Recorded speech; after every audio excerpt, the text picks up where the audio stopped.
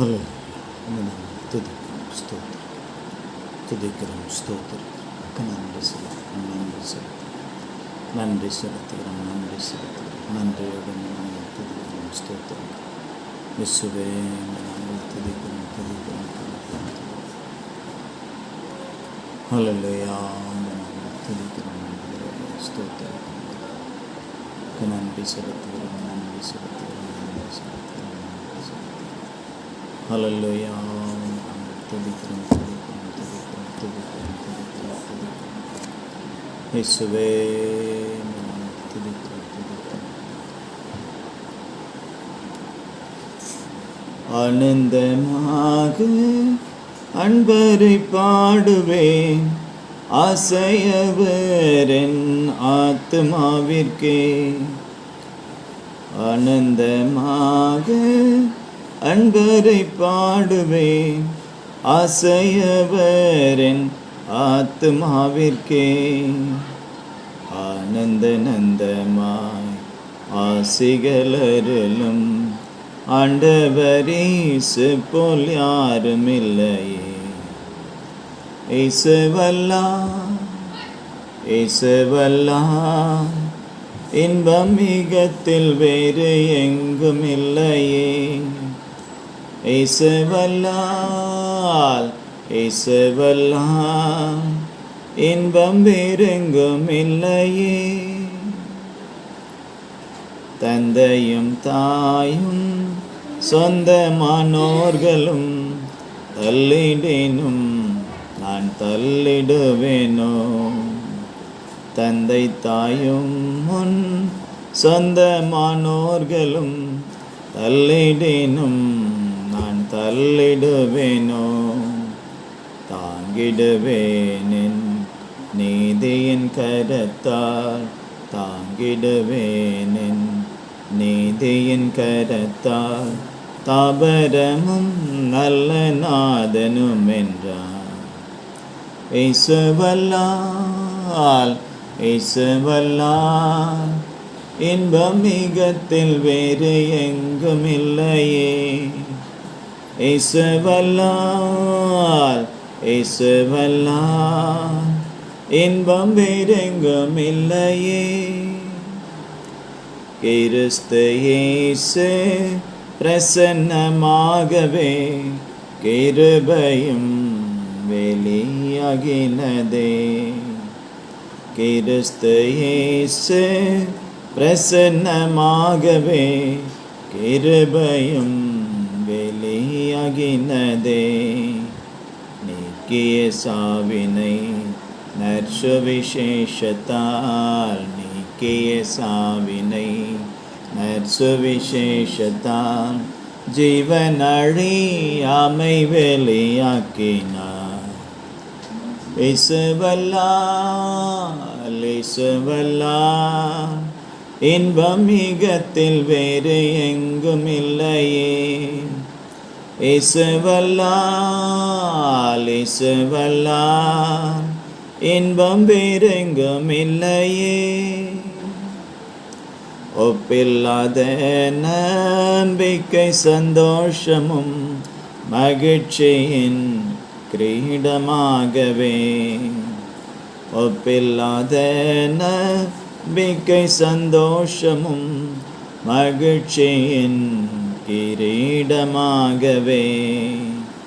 அப்போஸ்தலத்தம் ஒழியத்தாலே, அப்போஸ்தலத்தம் ஒழியத்தாலே, ஆதி விஸ்வாசத்தில் வளர்ந்திடுவோம்.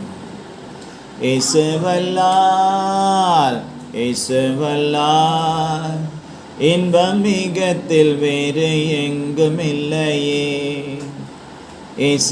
இயேசுவல்லார், இயேசுவல்லார், இன்பம் வேறெங்கும் இல்லையே.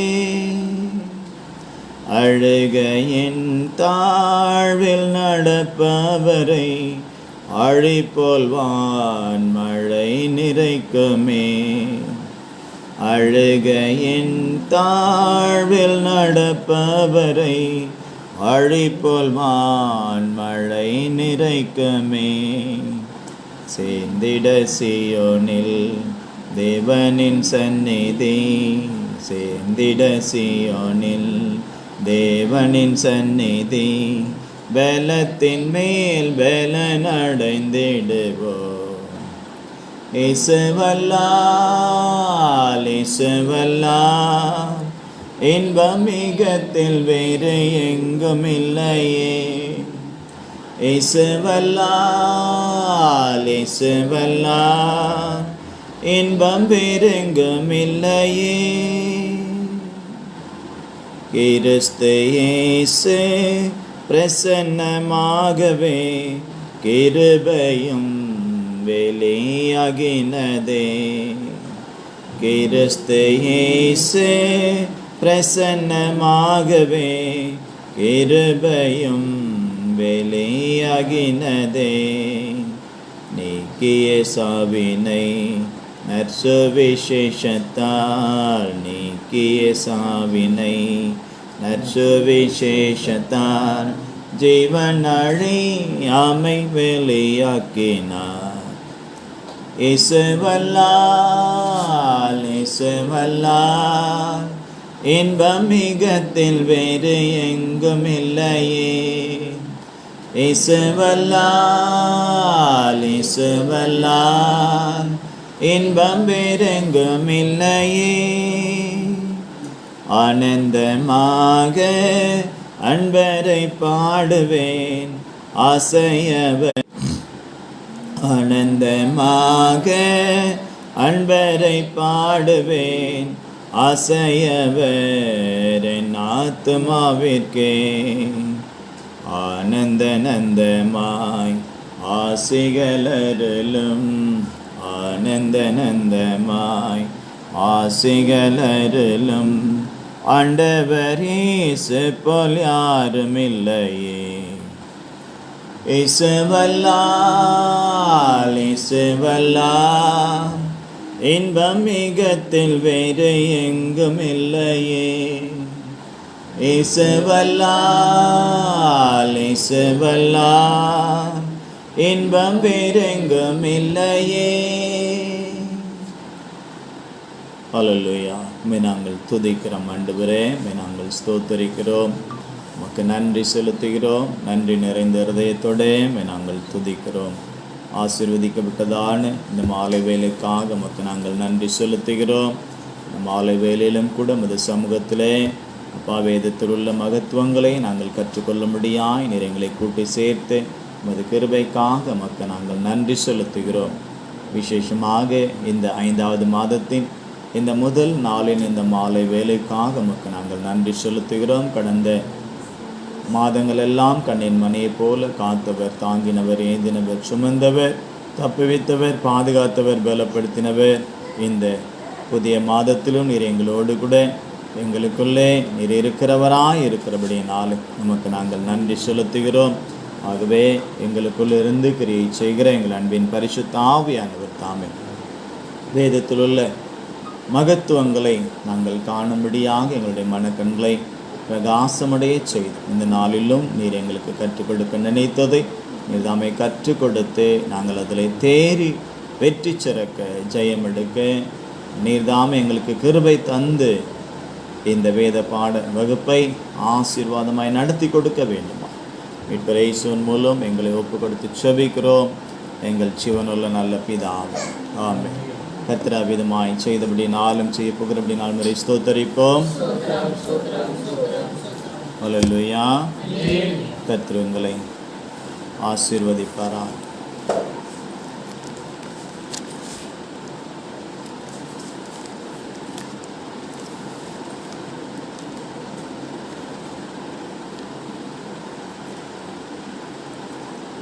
ஆதியாகம புஸ்தகம் 22வது அதிகாரம் 18வது வசனத்தை ஒருவர் வாசியுங்கள். நீ என் சொல்லுக்கு கீழ்ப்படிந்தபடியினால்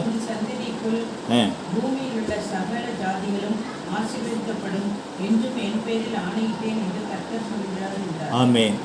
உன் சந்ததிக்குள் பூமியிலுள்ள சகல ஜாதிகளும் ஆசீர்வதிக்கப்படும் என்றும் என் பேரில் ஆணையிட்டேன் என்று கர்த்தர் சொல்லுகிறார் என்றார். கீழ்ப்படிதலை குறித்து நாம் அறிந்து கொண்டு அந்த கீழ்ப்படிதலினாலே வரக்கூடியதான ஆசீர்வாதத்தை நாம் பெற்றுக்கொள்ள வேண்டும் என்று சொல்லி கர்த்தருடைய ஆவியானவர் இந்த நாட்களிலே கீழ்ப்படிதலை குறித்து நமக்கு சொல்லிக் கொடுத்து கொண்டு வருகிறார். கீழ்ப்படிந்தால் எப்படிப்பட்ட ஆசீர்வாதம், யாரெல்லாம் எப்படி கீழ்ப்படிந்தார்கள், அப்படி கீழ்ப்படிந்ததினாலே எப்படிப்பட்டதான ஆசீர்வாதத்தை அவர்கள் சுதந்திரித்து கொண்டார்கள் என்று சொல்லி நமக்கு வேதத்தில் உள்ளதான மகத்துவங்களை நமக்கு விலக்கி காண்பித்து கொண்டு வருகிறார். அதற்காக என் தேவனை நன்றியோடு துதிக்கிறேன், ஸ்தோத்தரிக்கிறேன். இன்றைக்கும் கூட நாம் தானியேலின் புஸ்தகத்தை திருப்பிக் கொள்ளலாம். தானியேலின் புஸ்தகம்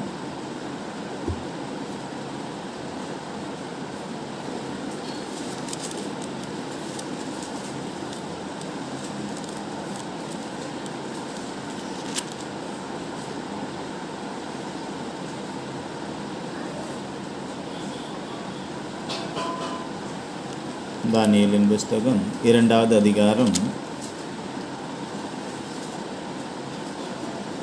17-18 வசனங்களை வாசிப்போம். தானியேல் 2:17-18.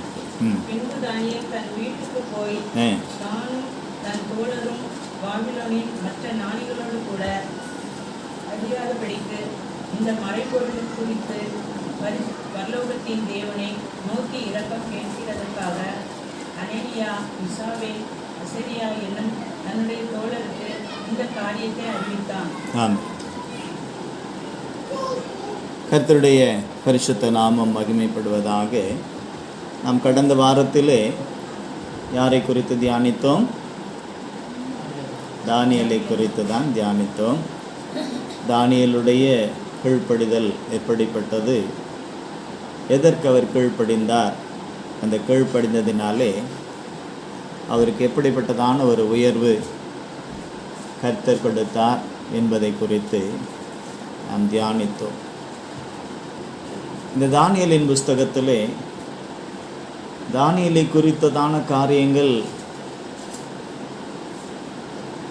சொல்லப்பட்டிருந்தாலும் தானியேலுக்கு வெளிப்படுத்தின விசேஷங்களை சொல்லப்பட்டிருந்தாலும் அதோடு சேர்ந்து இந்த தானியேலின் புஸ்தகத்திலே அவருடைய தோழர்கள்னா நண்பர்கள், ஃப்ரெண்ட்ஸ், அவருடைய அந்த ஃப்ரெண்ட்ஸ் சர்க்கிள், அந்த தோழர்கள், அந்த நண்பர்கள் எப்படிப்பட்டவர்கள் என்பதையும் கூட இந்த தானியேலின் புஸ்தகம் நமக்கு சொல்லிக் கொடுக்கிறது. அதாவது ஒருவர் என்னதான் கர்த்தருக்குள்ளே இருந்தாலும், கர்த்தருடைய பிள்ளையாக இருந்தாலும், கர்த்தருக்கு கீழ்ப்படிந்து நடக்கிறவர்களாக இருந்தாலும், சத்தியத்திற்கு சாட்சியாக வளர்கிறவர்களாக இருந்தாலும், அவருடைய தோழர்கள், அதாவது நண்பர்களை குறித்து நாம் பார்க்கும் பொழுது அவர்கள் எப்படிப்பட்டவர்கள் அல்லது எப்படிப்பட்டவர்களாய் இருக்க வேண்டும் என்றும் வேதம் நமக்கு சொல்லிக் கொடுக்கிறது. வேதத்திலே அநேக நண்பர்கள் இருக்கிறார்கள். அதில் இந்த தானியேலின் நண்பர்களை பார்க்கும் பொழுது, தானியேல் நாம் ஏற்கனவே பார்த்தோம், அந்நிய தேசத்திலே அவர் ஒரு அடிமையாக கொண்டு போகப்பட்டார். ஆனால் அந்த இடத்திலும் கூட அவர் தேவனுக்கு பிரியமான தேவனுடைய கட்டளைகளுக்கும் கற்பனைகளுக்கும் கீழ்ப்படிந்து அவர் நடந்து கொண்டார். அதோடு மாத்திரமல்ல, அந்த தானியேலுடைய நண்பர்களை பார்க்கும் பொழுது அவர்களும் கூட தானியேல் எப்படியோ அப்படியே தானியேலுடைய நண்பர்களும் காணப்பட்டார். வேறு யாரையும் தானியேல் நண்பர்களாய் வைக்கவில்லை. ஆமென், அல்லேலூயா. தான் எப்படியோ தன்னுடைய ஆவிக்குரிய வாழ்க்கை ஜீவியம் எப்படியோ அதே போலதான் தன்னுடைய நண்பர்களையும் கூட அவர் பார்த்து கொண்டார் என்று நாம் பார்க்கிறோம். பாபிலோனிலிருந்து இஸ்ரவேலிலே யூதாவிலிருந்து அடிமைகளாய் கொண்டு போகப்பட்ட யூதர்களுக்குள்ளே 1வது அதிகாரம் 8வது வசனத்தை நாம் வாசிக்கும் பொழுது, 1வது அதிகாரம் 8வது வசனம், 6வது வசனத்தை வாசிங்க.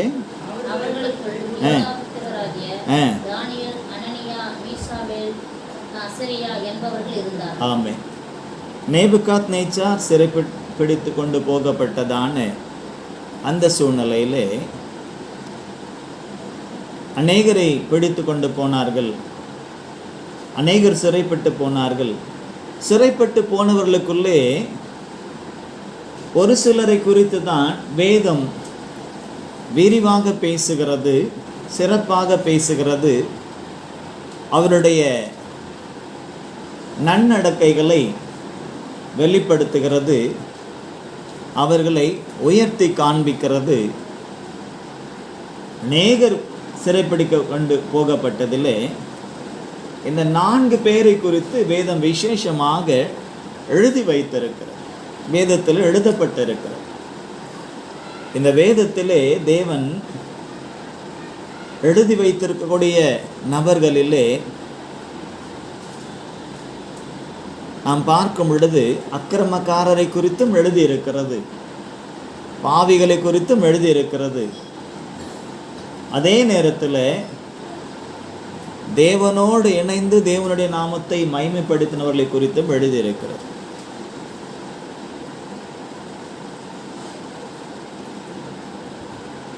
யூதாவிலிருந்து யூத புத்திரரிலே சிறைப்படுத்தி கொண்டு போனவர்களிலே அநேகம் பேர் இருந்தாலும் இந்த 4 பேர்களை குறித்து ஒரு விசேஷித்த சாட்சி இருப்பதினாலே அவர்களை குறித்து அவருடைய பெயர்கள் வேதத்திலே இடம்பெற்றிருக்கிறது. அது மாத்திரமல்ல, அந்த 4 பேருக்கும் 4 விதமான ஆவி இல்லை. கவனிங்க, இந்த 4 பேருக்கும் 4 விதமான ஆவி இல்லை. ஃப்ரெண்ட்ஸை எடுத்துக்கிட்டோம்னா அவர் 4 ஃப்ரெண்டு இருப்பாங்கன்னு பார்த்தா 4 ஃப்ரெண்டுக்குள்ளும் 4 விதமான ஆவி இருக்கும். நான் கூட ஸ்கூல் படிக்கும்பொழுது நான் கிறிஸ்டியனு, அப்புறம் ஒரு முஸ்லீமு, இந்து, 2 முஸ்லீமு, ஒரு கிறிஸ்டியனு, ஒரு இந்து, இப்படி நாங்கள் 4 பேர் ஃப்ரெண்ட்ஸ் இருந்தோம்.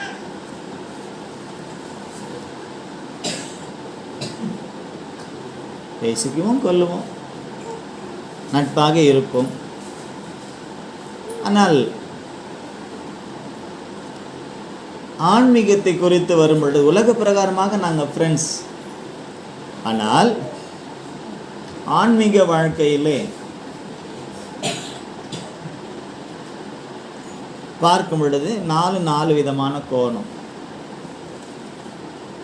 நான் ஒரு பக்கம், இன்னொரு முஸ்லீம் ஒரு பக்கம், இந்து ஒரு பக்கம் என்று சொல்லி அதை குறித்து அங்கே டிஸ்கஸ் பண்ண மாட்டோம். பண்ணால் ஃப்ரெண்ட்ஷிப்பே முறிஞ்சிடும். அப்போ நான் ரட்சிக்கப்படலை. ரட்சிக்கப்பட்டிருந்தா எப்படி இருந்திருப்பேன்னு தெரியாது. அப்போ நான் ரட்சிக்கப்படலை.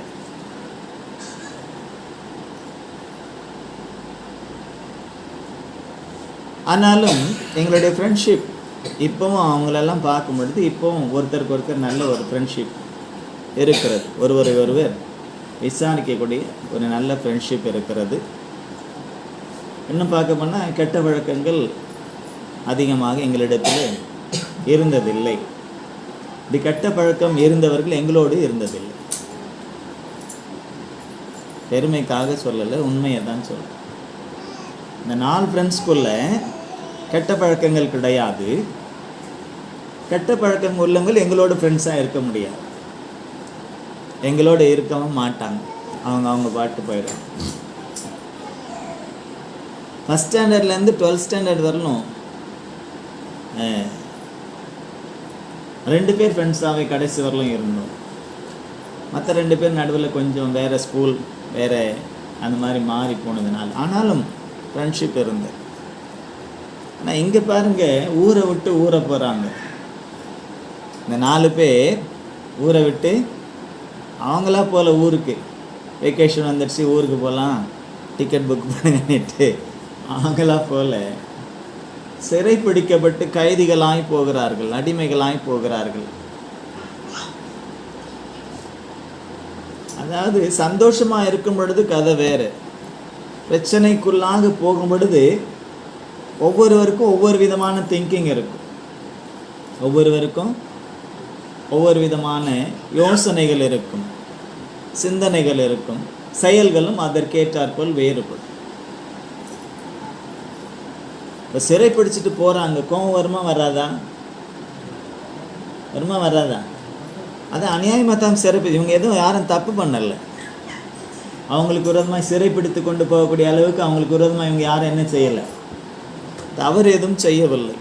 ஆனாலும் சிறைப்பிடித்து கொண்டு போ. அன்னைக்கு அதெல்லாம் ஒரு பெரிய ராஜாக்களுக்கு யுத்தத்துக்குன்னு ஒரு காலங்கள் உண்டு. அந்த காலத்தில் வேணும்னே வேட்டைக்கு போகிற மாதிரி யுத்தத்துக்கு போவாங்க. அது ஒரு ஸ்பிரிட்,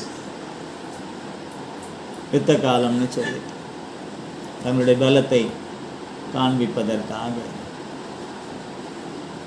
அப்படிப்பட்ட சூழ்நிலையில் இஸ்ரவேல் தேசமும் சிக்கினது. கவனிங்க, இஸ்ரவேல் தேசம் ஏன் சிக்கினது என்று சொன்னால், அது கர்த்தருடைய தேசம், கர்த்தர் விசேஷமாய் தெரிந்து கொண்ட பிள்ளைகள். அவர்களையும் மற்றவர்களைப் போல மேற்கொள்ள முடியுமானா முடியும் என்று தான் வேதம் சொல்கிறது. எப்படி என்றால், கர்த்தருக்கு இயலாத, கர்த்தர் விரும்பாத காரியங்களை, பாவங்களை, அக்கிரமங்களை செய்யும் பொழுது, கர்த்தருக்கு விரோதமான காரியங்களை செய்து கீழ்ப்படியாமல் போகும் பொழுது இப்படிப்பட்டதான இக்கட்டுகள், பிரச்சனைகள் உலகத்தாரை போல நமக்கும் கடந்து வரும் என்பதை இன்றைக்கு இருக்கக்கூடிய நாமும் உணர்ந்து கொள்ள வேண்டும் என்பதற்காகத்தான் இவைகள் எல்லாம் சம்பவித்திருக்கிறது. அந்த சம்பவித்திருக்க காரியங்கள் எல்லாம் நமக்கு எழுதப்பட்டு நம்முடைய கரத்தில் கொடுக்கப்பட்டிருக்கிறது. எதுக்கு தெரியுமா? நாம் உணர்வடைய வேண்டும் என்பதற்காக. இப்படியெல்லாம் ஏற்கனவே நடந்திருக்கு. இவங்க இப்படியெல்லாம் தேவன் இப்படி வாக்குத்தத்தத்தை கொடுத்தார். ஆனால் அவங்க அந்த வாக்குத்தத்தத்துக்கு ஏற்றபடி என்ன செய்யலை, நடக்கலை. அதனால அதாவது மற்ற உலகத்தாரை விட மோசமான ஒரு நிலைமைக்கு தள்ளப்பட்டார்கள் என்பதை இந்த காலத்திலும் நாம் அறிந்து கொள்ள வேண்டும் என்பதற்காக. இப்போ இவங்க சிறைப்பட்டு போகிறாங்க, ஃப்ரெண்ட்ஸாக தான் இருக்காங்க, ஃப்ரெண்ட்ஸாகவே சிறைப்பட்டு போகிறாங்க. ஆனாலும் கோபம் வரும்போது கொஞ்சம் ஃப்ரெண்ட்ஷிப்பில் கொஞ்சம் வித்தியாசங்கள் வரும். ஆனால் இவங்க 4 பேரை பார்க்கும் பொழுது அதெல்லாம் வரலை. நல்ல படித்தவர்கள், நல்ல பண்புள்ளவர்கள், கர்த்தருடைய கட்டளைகளுக்கும் கற்பனைகளுக்கும் பிரமாணங்களுக்கும் அவர்கள் கீழ்ப்படைந்து நடந்து கொண்டிருந்தவர்கள், கீழ்ப்படிந்து நடந்து கொண்டிருந்தவர்கள். நாம் கீழ்ப்படிந்து நடக்கிறோமா, நடந்து கொண்டு இருக்கிறோமா என்பதை நாம் கவனிக்க வேண்டும். தேவனுக்கு கீழ்ப்படிந்தால் எல்லாவற்றிற்கும் நாம் கீழ்ப்படிவோம். தேவனுக்கு கீழ்ப்படியலன்னு சொன்னால் எதற்குமே நாம் கீழ்ப்படிய மாட்டோம். கீழ்ப்படுகிற மாதிரி நடிப்போம். ஆனால் அது உண்மையான கீழ்ப்படிதலாக இருக்கு.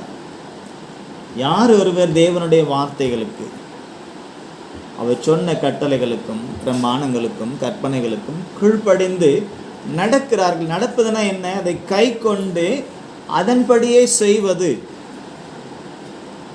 இப்போ ஸ்கூலுக்கு போனால் ஸ்கூலில் என்ன செய்யக்கூடாது? கிளாஸ் ரூமில் பேசக்கூடாது. எப்போ பேசக்கூடாது? எப்போ பேசக்கூடாது? பீரியட் நடக்கும்போது, கிளாஸ் நடக்கும்போது. மற்ற நேரத்தில் பேசலாமா அப்படின்னா கூட அதுவும் கூட பேசக்கூடாது தான். நான் 10th படிக்கும் பொழுது நான் தான் கிளாஸ் லீடராக இருந்தேன். அப்போது அந்த பீரியடோட வாத்தியார் வர்றதுக்கு லேட் ஆகிட்டா பசங்களுக்கு கொண்டாட்டம் தானே, எனக்கும் சேர்த்து தான் சொல்கிறேன், எல்லாருக்கும் தானே. ஆனால் லீடராக இருந்ததுனால கொஞ்சம் அடக்கி வாசிக்க வேண்டியிருக்கு. அப்போ பசங்க எல்லாம் எப்படி இருந்தாலும் பக்கத்து ரூமுக்கு டிஸ்டர்ப் ஆகிற அளவுக்கு பேச்சுகள் நடக்கும். அது ரிப்போர்ட்டாக போயிடக்கூடாது. ரிப்போர்ட்டாக போயிட்டால் முதல்ல லீடர் யார்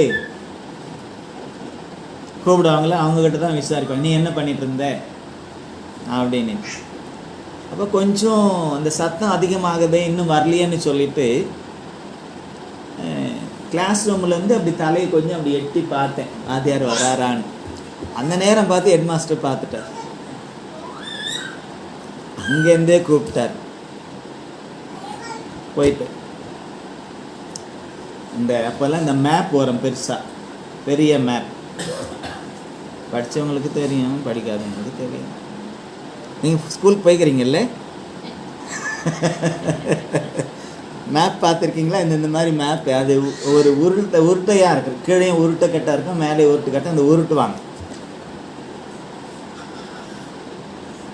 கூப்பிட்டவரை கையில் பார்த்தா உருட்டு கட்டு என்ன நிற்கிறார், எதுவுமே விசாரிக்கல. ஏன் எட்டி பார்த்து, எதுக்கு எட்டி பார்த்து, என்ன வேலை, முதல்ல அடி. நல்ல ஹெட் மாஸ்டர். ஆனால் அவர் இருந்த வரலும் ஸ்கூல் நல்லா சூப்பராக இருந்தது. பயம், முதல்ல அடி, வேறு வழியே இல்லை. எது சொன்னாலும் கேட்குற மூட்லேயும் அவரில் அடிச்சுட்டு அதுக்கப்புறமா தான் என்ன எதுக்கு எட்டி பார்த்தேன், சின்ன சார் வராரான்னு எட்டி பார்த்தேன், இன்னும் அவர் வரல. நீ ஏன் எட்டி பார்த்தேன்? நான் தான் ஸ்கூல் கிளாஸ் லீடர். ஓ அப்படியா, சொல்லல, முதல்ல எங்கே சொல்ல விடுறாங்க அடி வாங்கினதுக்கு. அப்போது யாராக இருந்தாலும் அப்போ அப்படி தான் பிரச்சனை. இன்றைக்கி அந்த மாதிரி அடிச்சுட்டா உடனே கோர்ட்டு கேஸுன்னு போயிடுவாங்க. நான் அன்றைக்கி அப்படியெல்லாம் இல்லை. அதனால் பிள்ளைகளும் நல்லாக வளர்ந்தார்கள். கொஞ்சம் முடி அதிகமாக இருந்துச்சுன்னா இப்படி பிடிச்சி பார்ப்பார். அதிகமாக இருந்துச்சுன்னு சொன்னால் அப்படியே இழுத்துன்னு போவார். அப்படி பிடிச்ச மாதிரியே இழுத்துட்டு போயிட்டு ஸ்கூலுக்கு பக்கத்துலேயே சலூன் கடை போயிட்டு சொல்லுவார், சம்மர் கட்டு வெட்டு. அது எந்த டைமாக இருந்தாலும் சரி, சம்மர் கட்டுனா நல்லா மிஷின் போடுறது போட்டு, அதனால் சலூன் கடைக்காரன் அங்கே நிரந்தரமாக ஆயிட்டான்.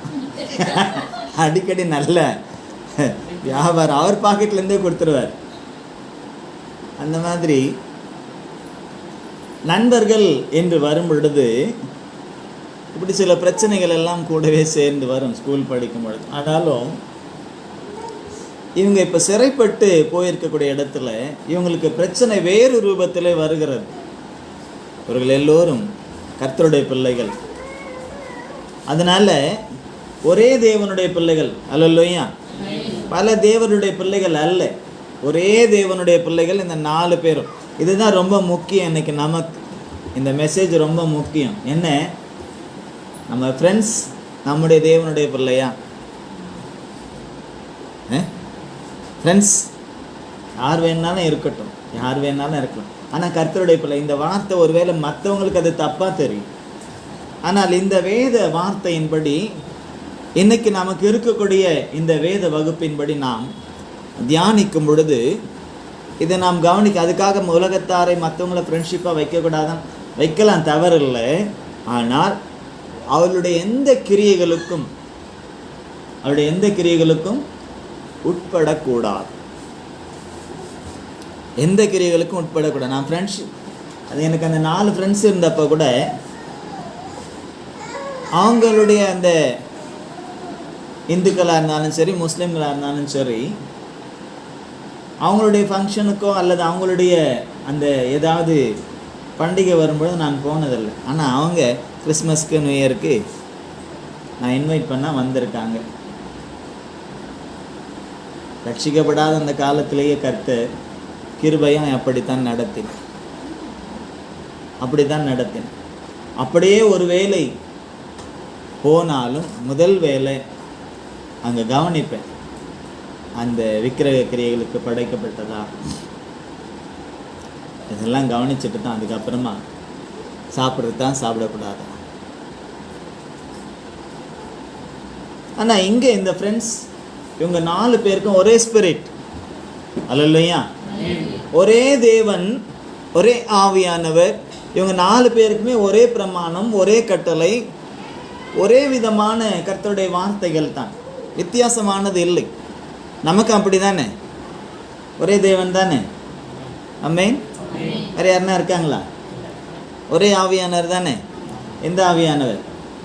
பரிசுத்த ஆவி. அசுத்த ஆவியெல்லாம் வந்துடக்கூடாது. உலகத்தின் ஆவி வந்துடக்கூடாது இல்லையா? அப்படியெல்லாம் வந்துடக்கூடாது. ஒரே ஆவியானவர். நமக்கும் கூட ஒரே வேத புத்தகம் தான், பல வேத புத்தகம் அல்ல. ஒரே வேத புத்தகம் தான், ஒரே தேவனுடைய வார்த்தைகள் தான், ஒரே தேவனுடைய கட்டளைகள் தான், ஒரே தேவனுடைய பிரமாணங்கள் தான், எல்லாம் ஒன்று தான். ஆனாலும் அப்படி கர்த்தருடைய பிள்ளைகளே இன்னைக்கு ஃப்ரெண்ட்ஷிப்பாக இருக்கக்கூடிய சூழ்நிலையில் அவங்களுடைய கிரியைகள் பார்த்தா ஒன்றுக்கொன்று ஒவ்வாததாக இருக்கின்றது. ஒவ்வாததுன்னா புரியுதா? ஒன்றுக்கொன்று பொருந்தாததாக இருக்கிறது. ஆமாம், ஒன்றுக்கொன்று பொருந்தாததான் இருக்கிறது. ஒரே தேவனுடைய பிள்ளைகள் தான், ஒரே இயேசுவின் இரத்தத்தாலே கழுவப்பட்ட பிள்ளைகள், ஒரே பரிசுத்த ஆவியினாலே அபிஷேகம் பெற்ற பிள்ளைகள் ஃப்ரெண்ட்ஸாக இருந்தால் கூட அவனுடைய சிந்தனைகளும் செயல்களும் சில நேரங்களிலே வேறுபட்டு காணப்படுகிறது. ஆனால் இந்த ஃப்ரெண்ட்ஸ் சர்க்கிளில் இந்த 4 பேர், தானியேல், அனனியா, மிஷாவேல், அசரியா, இந்த 4 பேருடைய வாழ்க்கையை பார்க்கும் பொழுது அந்த ஆவிக்குரிய அந்த ஸ்டாண்டர்ட், அந்த ஆவிக்குரிய நிலைமை உங்களுக்குள்ளே ஒன்று போல இருக்கிறது. அல்லேலூயா. அப்போ இந்த 4 பேருக்குமே சோதனை ஒன்று போல வருகிறது. இந்த 4 பேருக்கும் சோதனை ஒன்று போல வருகிறது. சில நேரத்தில் அப்படியே கர்த்தருடைய இன்னைக்கு இருக்கக்கூடிய சூழ்நிலையில் கர்த்தருடைய பிள்ளைகளுக்குள்ளே சோதனைகள் ஒன்று போல வந்தாலும் கிரியைகள், அதை விசுவாசிப்பதும் அதை மேற்கொள்வதும் அதனுடைய காரியங்களும் வித்தியாசமாய் இருக்கிறது. அதனுடைய அணுகுமுறைகள் வித்தியாசமாக இருக்கிறது. அப்போ அணுகுமுறை வித்தியாசப்படும் பொழுது அங்கே பிசாசுக்கு இடையிலே நாம் இடம் கொடுக்கக்கூடிய சூழ்நிலையை நாம் உருவாக்கி விடுகிறோம். அதற்கு காரணம் மெய்யாகவே நாம் தேவனுடைய கட்டளைகளின் கற்பனைகளின் உறுதியாய் பிடித்து கொள்ளாது இருப்பது. ஆனால் இவர்கள் 4 பேரும் உறுதியாக தேவனுடைய கட்டளையும் பிரமாணங்களையும் அவருடைய வார்த்தைகளையும் உறுதியாய் பிடித்து கொண்டு ஏதோ ஒரு டைரியில் எழுதி வச்சுக்கல. எழுதி வைக்கிறது தப்பு இல்லை, எழுதி வைக்கிறது நல்லது. ஆனால் அதோட எழுதி வச்சுட்டு கொண்டு போயிட்டு இல்லை பேப்பரில் எழுதி வச்சுட்டு அப்படி காற்றுல விட்டுறதில்ல, ராக்கெட் பண்ணி தங்களுடைய இருதயத்திலே அதை பதித்து வைத்திருந்தார்கள். எழுதுவது எதற்காக என்று சொன்னால் 10 முறை படிக்கிறதும் 1 முறை எழுதுறதும் ஒன்று. காரணம் என்ன? அது இருதயத்திலே பதிந்து விடும். இப்போ இவங்கெல்லாம் நல்ல படித்தவர்கள், டிக்டேட் பண்ண தெரிஞ்சவங்க, நல்ல டிக்டேட் எடுக்க தெரிஞ்சவங்க. அப்போ தேவனுடைய அந்த கட்டளைகள் பிரமாணங்கள் எல்லாம் சொல்லப்போனால் ரத்தத்தில் ஊறி போன ஒன்று. நமக்கு நம்முடைய சுவாபங்கள் தான் ரத்தத்தில் ஊறி போன ஒன்றாக இருக்கிறது. போ பிசாசே போ பிசாசே போ பிசாசனா கூட போக மாட்டேங்குது. அந்த ஜென்ம சுவாபம் என்று ஒன்று இருக்குது இல்லையா? அந்த ஜென்ம சுவாபம் உள்ள மனுஷன் சாக வேண்டும், ஆவிக்குரிய மனுஷன் உயிர்த்தெழ வேண்டும். அப்போதான் நம்முடைய வாழ்க்கையும் கூட ஜெயமாக இருக்கும். இந்த 4 பேர், இந்த வாலிபர்கள், இந்த ஃப்ரெண்ட்ஸ் நம்முடைய வாழ்க்கையில் தேவனுடைய அந்த திட்டங்களும் தீர்மானங்களும், விசேஷமாக அந்த கட்டளைகளும் கற்பனைகளும் பிரமாணங்களும் தேவனுடைய வார்த்தையெல்லாம் அவனுடைய ரத்தத்தில் ஒன்றோடு ஒன்றாய் கலந்திருந்தது. அது நமக்கு சாதாரணமாக படித்தா தெரியா. வேத வசனங்களை சாதாரணமாய் படித்தால் நமக்கு புரியாது, தெரியவும் தெரியாது. இப்போ எப்படி படிக்கணும்? பரிசுத்த ஆவியிலே நிறைந்து நாம் படிக்க வேண்டும். பரிசுத்த ஆவியினுடைய அபிஷேகத்தோடு கூட, பரிசுத்த ஆவியானுடைய துணையோடு கூட நாம் படிக்க வேண்டும். அப்பொழுது தான் அதில் உள்ளதான மகத்துவங்களை நாம் என்ன செய்ய முடியும்? அறிந்து கொள்ள முடியும். அறிந்து கொள்ள முடியும். ஆகவே ஒவ்வொரு சூழ்நிலையிலும் நாம் தேவனுடைய நாமத்தை மகிமைப்படுத்தவர்களாய் காணப்பட வேண்டும். வீட்டிலும் சரி, வெளியிலும் சரி, சொல்லக்கூடிய எந்த இடமாக இருந்தாலும் சரி, சிறைப்பட்டு போனாலும் சரி, அடிமையாய் போனாலும் சரி, பலவிதமான சிக்கல்களிலும் சோதனைகளிலும் வேதனைகளிலும் நாம் சிக்கிக்கொண்டாலும் சரி, எல்லா சூழ்நிலையிலும் தேவனுடைய பிள்ளைகள் தேவனுடைய பிள்ளைகளாகவே இருக்க வேண்டும். தேவனுடைய பிள்ளைங்க தேவனுடைய பிள்ளைகளாகவே இருக்க வேண்டும். இப்போ இவங்க சிறைப்பட்டு போன அந்த இடத்துல இவங்களுக்கு ஒரு பெரிய சோதனை தான். தானியேலுக்கும் சோதனை தான். இந்த அனனியா, மிஷாவேல், அசரியா, அதாவது சாத்ராக், மேஷாக், ஆபேத்நேகோ என்ற பெயர் மாற்றப்பட்ட அவர்களுக்கும் சோதனை. எப்படி சோதனை வருதுன்னா பாருங்க. முதல்ல ஒரு சோதனை போஜனத்தினால, அதை நம்ம ஏற்கனவே பார்த்தோம், போன வாரத்திலே பார்த்தோம். அதற்காக தானியேல் என்ன செய்தார்னு பார்த்தோம். தேவன் இரக்கம் கிடைக்க செய்தார். அதனால அந்த விக்கிரகங்களுக்கு படைக்கப்பட்ட அந்த கிரியைகளிலிருந்து அவர்கள் தங்களை என்ன செய்தாங்க? காத்துக்கொள்ள தேவன் சம்பந்தப்பட்ட அந்த அதிகாரியுடைய கண்களிலே தயை கிடைக்க உதவி செய்தார். சில நேரங்களிலே இதுதான் நமக்கு முக்கியம். நாம் கர்த்தருடைய காரியங்களிலே ஒரு தீர்மானம் எடுத்து அதில் நாம் உறுதியாக இருந்தால்தான் கர்த்தரும் நமக்கு உதவி செய்வார். ஒரு தீர்மானம் எடுத்து அதில் உறுதியாக இருக்கணும். அதில் உறுதியாக இருந்தால் தான்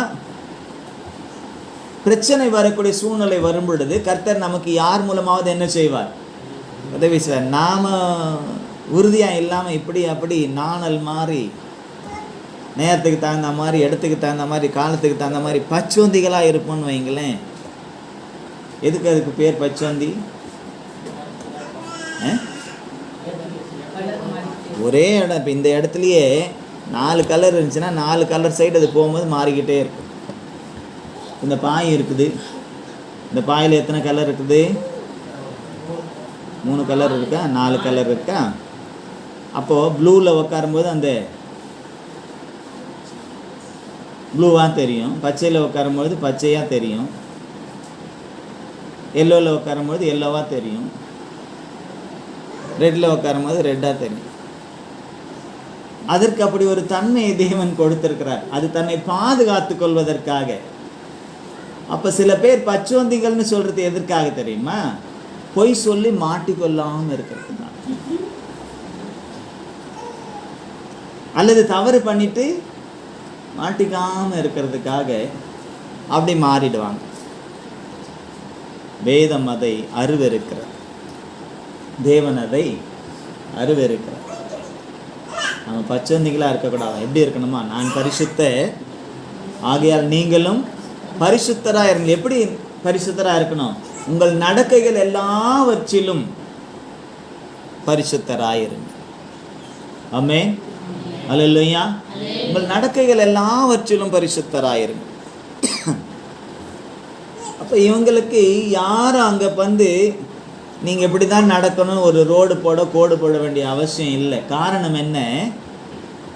இவங்களுக்குள்ளே ஒரு தீர்மானம், இவங்களுக்கு இருதயத்திற்குள்ளே ஒரு தீர்மானம், அவங்க ரத்தத்தில் ஊறி போயிருக்கிறது என்ன?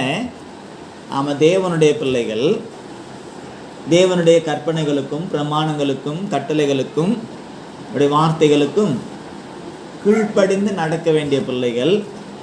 வீட்டில் மாத்திரம் இல்லை, சாதகமாக இருக்கக்கூடிய இடத்துல மாத்திரமல்ல, எல்லா இடத்திலும் அப்படித்தான் நாம் இருக்கணும். ஏன்னா தேவன் எப்படி இருக்கிறாரு? God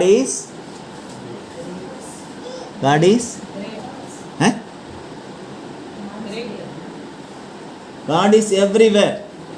அப்படின்னா என்ன அர்த்தம்? எங்கும் நிறைந்திருக்கிறார். ஏலோஹீம் என்றால் எங்கும் நிறைந்திருக்கிறவர் என்று பொருள். வேர் இஸ் காட் அப்படின்னு கேட்டால் ஸ்கூலில் சொல்லி கொடுத்துருப்பாங்க. வேர் இஸ் காட்னு கேட்டால் இந்த இங்கே இருக்கிறார் அங்கே இருக்கான்னு இல்லை, காட் இஸ் எவ்ரிவேர் அப்படின்னா எங்கும் நிறைந்திருக்கிறார்.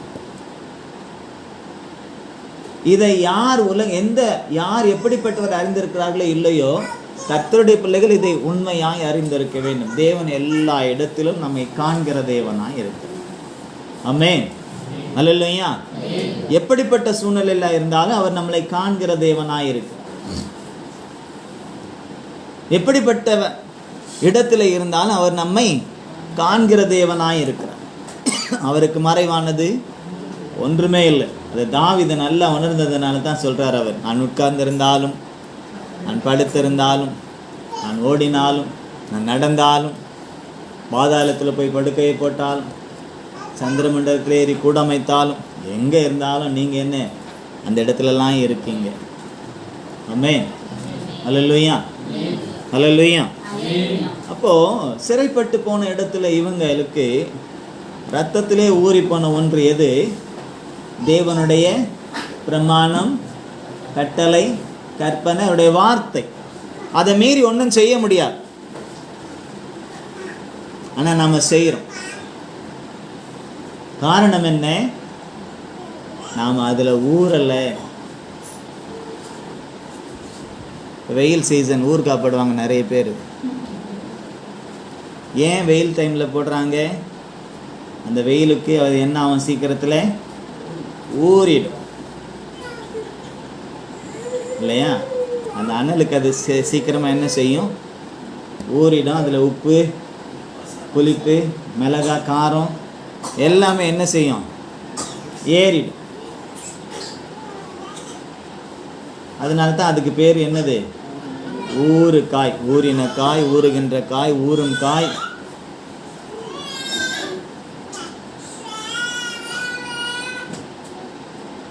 அதே போல தேவனுடைய வார்த்தைகளும் வசனங்களும் அவருடைய பிரமாணங்களும் கட்டளைகளும் கற்பனைகளும் நமக்குள்ளே ஊறி இருக்க வேண்டும். அதோட மிங்கிள் ஆயிடணும் எல்லாம்.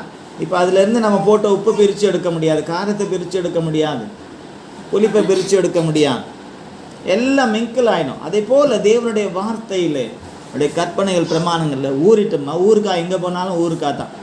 அது ஊருக்கே போனாலும் சரி.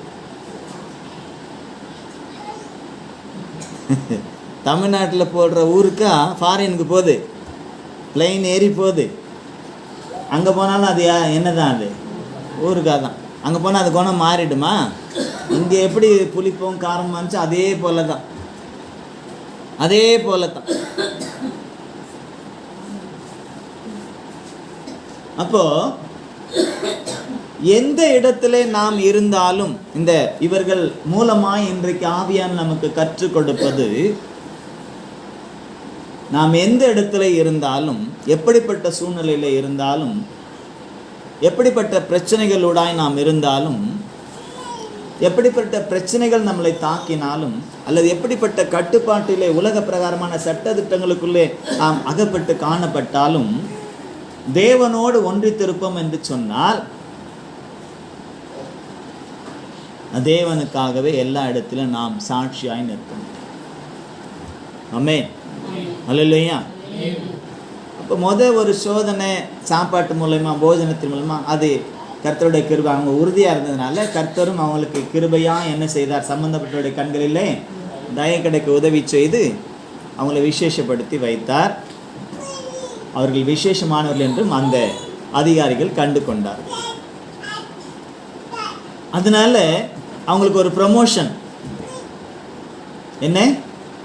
ஒரு தாங்கள் உறுதியாக இருந்த காரியத்தில், அவங்க தீர்மானம் எடுத்து உறுதியாக இருந்த காரியத்தில் தேவனுடைய நாமத்தை மகிமைப்படுத்தினதுனால அவங்களுக்கு ஒரு ப்ரமோஷன் கிடைச்சது, ஒரு ஆசீர்வாதம் கிடைச்சது. 4 ஃப்ரெண்ட்ஸு ஒரு விருந்துக்கு போகிறோம். 4 ஃப்ரெண்ட்ஸே விட இப்போ 4 பேர் வீட்டில் இருக்கணும். விருந்துக்கு போகிறோம். ஜோயல், ஜெபகுமாரி, சுவாதி, காலை விருந்துக்கு போகிறாங்க. ஒரு கல்யாண விருந்து வைங்களேன். நாங்கள்லாம் போகக்கூடாதா? போகலாம். எல்லோரும் சிஸ்டர் சீக்கிரமாக வைப்பாங்க, கூப்பிடுவாங்க, போகலாம். விருந்துக்கு போகிறோம். அங்கே எல்லாமே இருக்குது, எல்லா விதமான உணவும் இருக்குது. ஆனால் எல்லாரும் ஒன்று போல் சாப்பிடுவோம், ஒன்று போல் சாப்பிடுவோம். அங்கே ஒவ்வொன்றையும் பார்ப்போம் முதல்ல, அதுக்கப்புறம் நம்முடைய மனசு ஒவ்வொரு மேலேயா இழுக்கும் இல்லையா? சிலது வேண்டான்னு நம்ம பெரியவங்க சொல்லும், பிள்ளைங்க இது வேண்டாம் உனக்கு நல்லா இருக்காது அப்படின்னு சொல்லும். ஆனால் அதுதான் எனக்கு வேணும். இப்போ ஜெபக்குமாரிக்கு சொல்கிறேன், வேணாம்மா அங்கே ஐஸ்கிரீம் போய் நீ சாப்பிடாது. அது எப்படி, இவ்வளோ தூரம் வந்துட்டோம், மொழி எழுதிட்டோம், ஐஸ்கிரீம் சாப்பிடாம போகலாமா? சாப்பிட்லாம், சாப்பிட்டா அப்புறம் காலை எப்படி மூக்கில் வழுவோம்.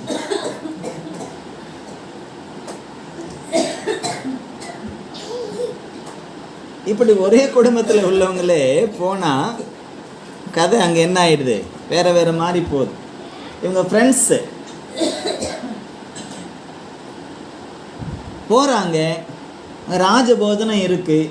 ராஜபோஜனம்னா நம்ம இதுவரைலாம் நம்ம பார்த்தது கிடையாது, ஆனால் அது எல்லாம் இருக்கும். நல்ல எல்லாமே முதல் தரமானது, எல்லாம் கொழுமையானது. இந்த ராஜபோஜனம் யாருக்குன்னா மிலிட்ரியில் உள்ளவங்களுக்கு தான். மிலிட்ரி கேன்டீனுக்கு போனால் அவங்களுக்கு எல்லாமே முதல் தரமானது அவங்களுக்கு இருக்கும். ஆனால் இப்போ கொடுக்குறாங்களே என்னன்னு தெரியல, முதல்லாம் அப்படி இருந்தது. இப்போ தான் எல்லாருக்கிட்டையுமே சொரணிக்கிட்டு இருக்காங்களே. முதல் தரமானது.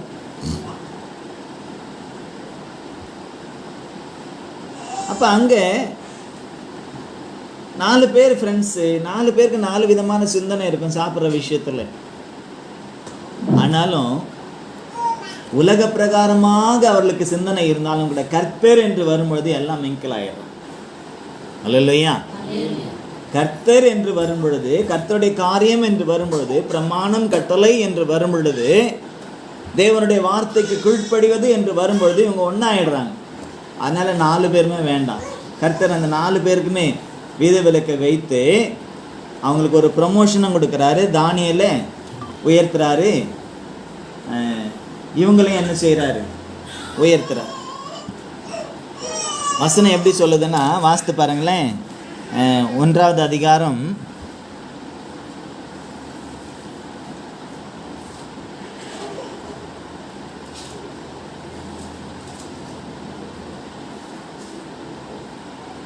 17 வாசிங்க.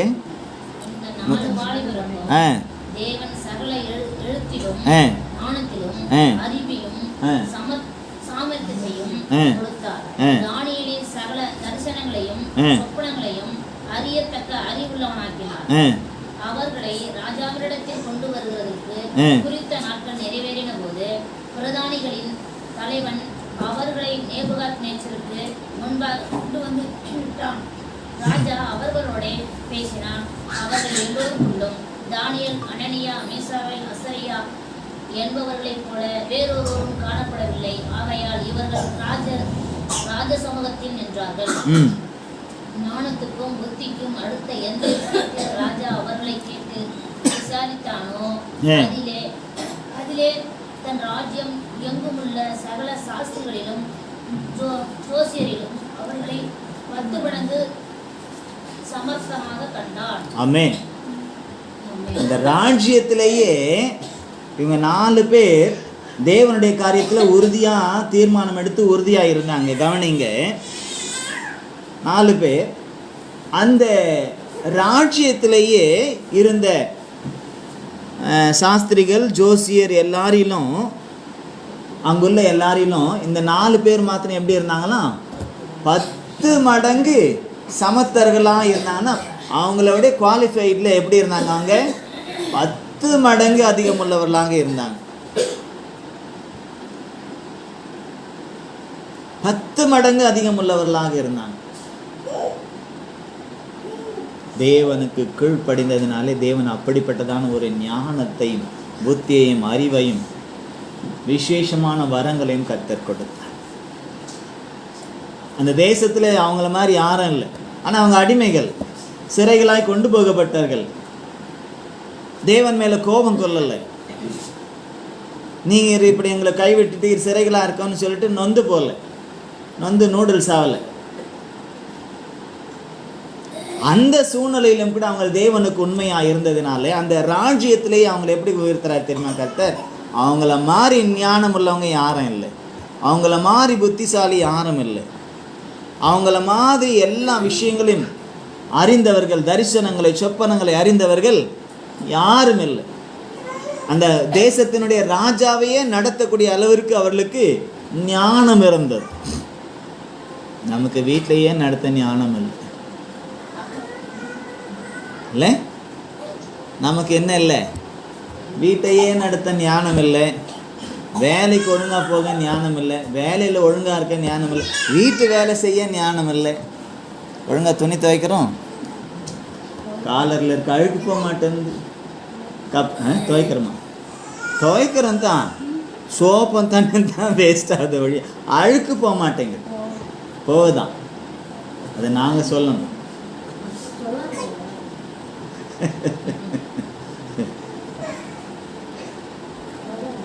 கையில் துவைச்சே போக மாட்டேங்குது. சிலது மிஷினில் போட்டு விட்டுறோம். மிஷின் என்ன துவைக்குது? அட்வர்டைஸ்மெண்ட்டில் வர மாதிரி அப்படி பளிச்சுன்னு கொண்டு வருது நமக்கு. அது சும்மா நம்மளை ஏமாத்துறது.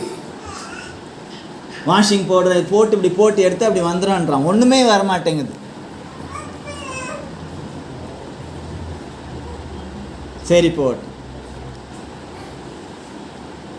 நமக்கு ஏன் நமக்கு இல்லாமல் இல்லை, அதை உண்மையான ஒப்பு கொடுத்தலோடு கூட நாம் தேவனுக்கென்று நாம் ஜீவிப்போம் இருந்துச்சுன்னா நம்மை விட ஞானவான்களும் புத்திசாலிகளும் இந்த உலகத்தில் யாரும் இருக்க முடியாது, யாரும் இருக்க முடியாது.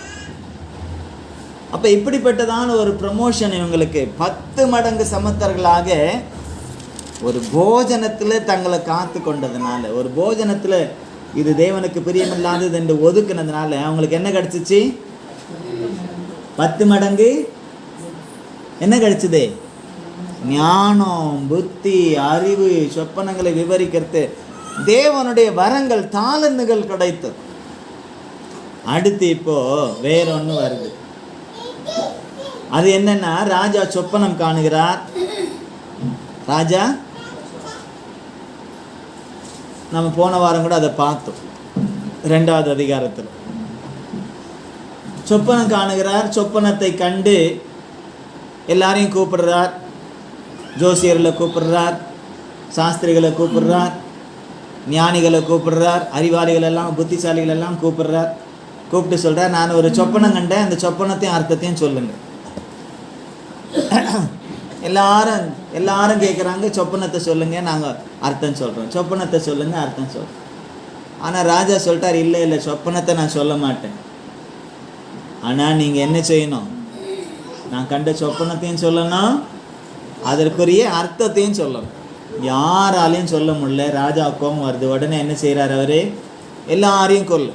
சாஸ்திரிகள், அறிவாளிகள், ஞானிகள், புத்திசாலிகள் எல்லாரும் என்ன செய்?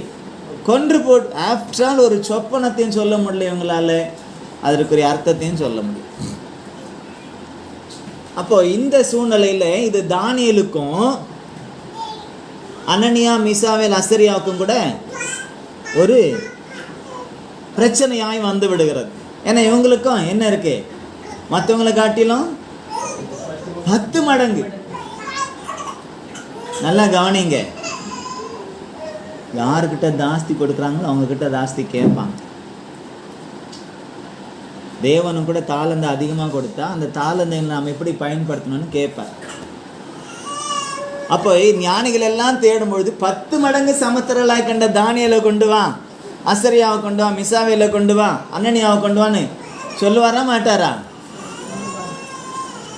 மற்றவங்க கூட என்ன சொல்லுவாங்க? 10 மடங்கு சமத்தரன் அவங்கள சொன்னீங்க, அவங்ககிட்ட கேளுங்கன்னு சொல்லுவாங்களா மாட்டாங்களா? அதிகமாக பெற்றாலும் ஜாக்கிரதையாக இருக்கணும். அதுக்குன்னு வேண்டான்னு சொல்கிறலாமா? பெற்றுக்கொள்ளணும், அதற்கு ஏற்றபடி நடக்கும்.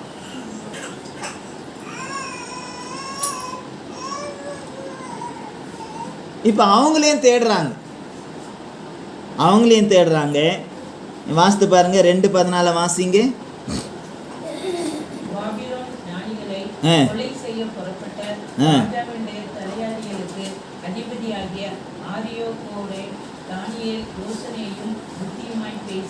ஆரியோகோட கூட தானியேல் என்ன செய்தாராம்? யோசனையும் புத்தியுமாய் பேசி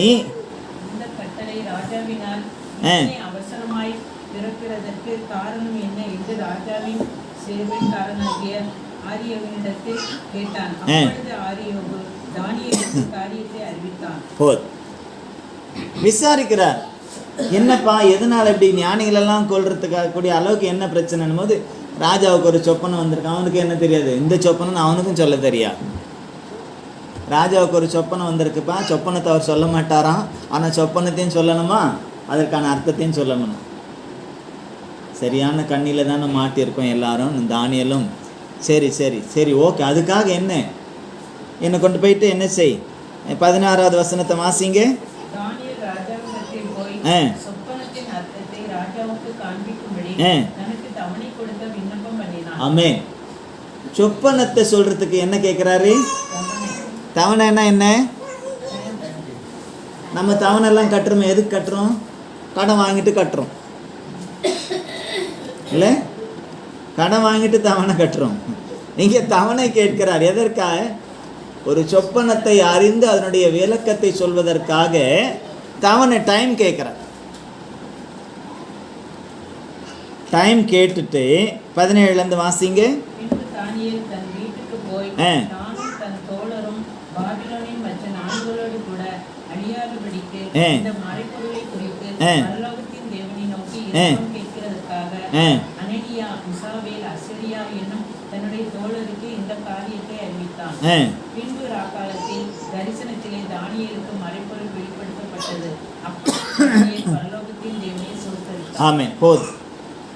இப்போ ராஜா கிட்ட டைம் கேட்டாச்சு. எதுக்கு? அந்த சொப்பனத்தை அறிந்து அதற்கான விளக்கத்தை சொல்வதற்கு. இப்போ பிரச்சனை தானியேலுக்கு மட்டும் இல்லை, நண்பர்களுக்கும். அப்போ நண்பர்களுக்கும் அறிவிக்கின்றார். யார் யாருக்கு? அனனியா, மிஷாவேல், அசரியாவுக்கும் அதை அறிவிக்கிறார். எதற்காக அறிவிக்கிறார்? ராஜாவை இன்னைக்கு ராத்திரி நம்ம எல்லாரும் சேர்ந்து போட்டு தள்ளிடலாம் அப்படின்றதுக்கா? எதுக்கு? வாசித்து பார்த்தா தெரியுது. மற்ற ஞானிகளோட, கவனிங்க நல்லா, மற்ற ஞானிகளோட நாமும் அழியாதபடிக்கு இந்த மறைப்பொருளை குறித்து பரலோகத்தின் தேவனை நோக்கி இரக்கம் கேட்கிறதற்காக நாம் என்ன செய்யணும்? தேவனிடத்தில் ஜெபிக்கணும் அப்படின்றது அந்த ஜெப காரியத்தை நண்பர்களுக்கும் சொல்லுகிறார். இப்போ அவர்களும் என்ன செய்திருப்பாங்க? 4 பேரும் சேர்ந்து பண்ணியிருப்பாங்களா மாட்டாங்களா? ஆண்டவரே, ராஜாவுக்கு வந்த சொப்பனம் என்ன? இதுவாப்பா எங்களுக்கு வேலை, இதுக்காப்பா எங்களுக்கு ஞானத்தை கொடுத்தீங்க, இதுக்காப்பா எங்களுக்கு புத்தியை கொடுத்தீங்க அப்படின்னு புலம்பாம ராஜாவுக்கு வந்த சொப்பனம். இப்போ அந்த சொப்பனத்தை சொல்லலைன்னா உயிர் போகும். சொப்பனத்தை மாத்திரமல்ல, சொப்பனத்தையும் சொல்லணும், சொப்பனத்திற்கு அர்த்தத்தையும் சொல்லணும். இல்லைன்னா என்ன உண்டாகும்? உயிர் போகும். ஒரு உயிர் மாத்திரமல்ல, தங்கள் 4 பேர் உயிர் மாத்திரமல்ல, எல்லா ஞானிகளுடைய உயிர்களும் போகும். ஆகவே யார் உயிரும் போகக்கூடாது. மற்ற ஞானிகளுக்கு தோன்றாத, மற்ற அறிவாளிகளுக்கு தோன்றாத, மற்ற புத்திசாலிகளுக்கு தோன்றாத, ஜோசியர்களுக்கு தோன்றாத, சாஸ்திரிகளுக்கு தோன்றாத ஒரு விசேஷித்த ஞானம் என்ன? தானியேலுக்கு மற்றவங்களுக்கும் தேவனிடத்துல கேட்க வேண்டும். அல்லேலூயா. நமக்கு இருக்க இந்த ஞானம். ஏதாவது ஒரு பிரச்சனைன்னா உடனே யாருக்கிட்ட கேட்போம்? ஃபோன் போட்டு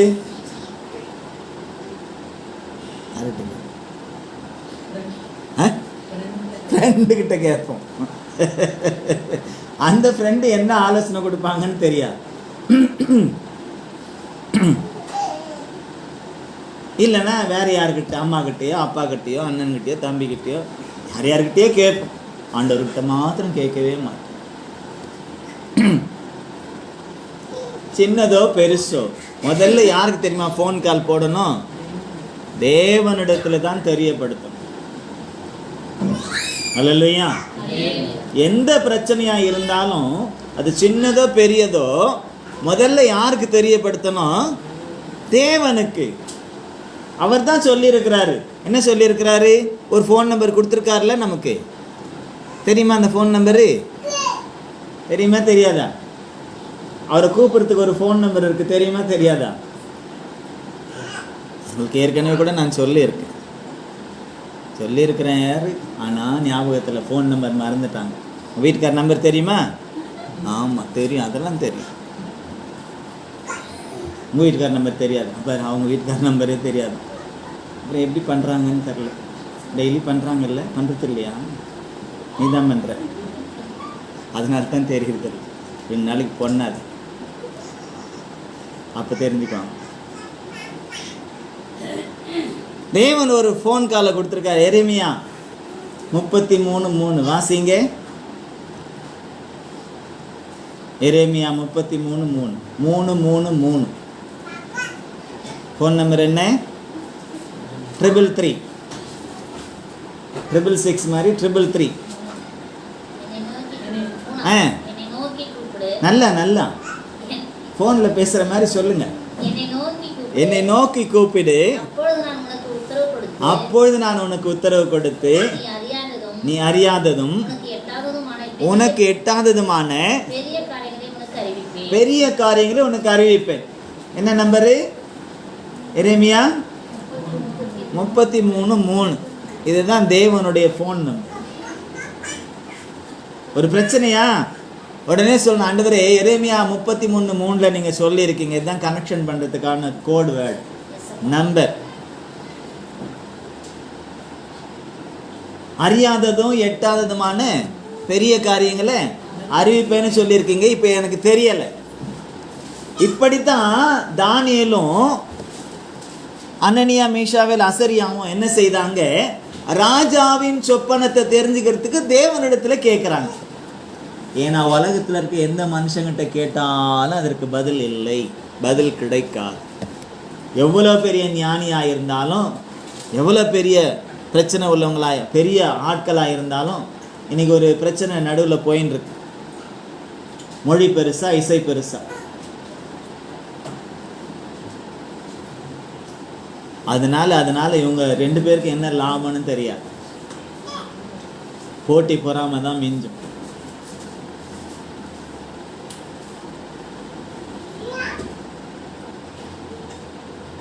அஞ்சு காசுக்கு பிரயோஜனம் இல்லாத வாக்குவாதங்கள் யாருக்கும் பிரயோஜனம் இல்லை.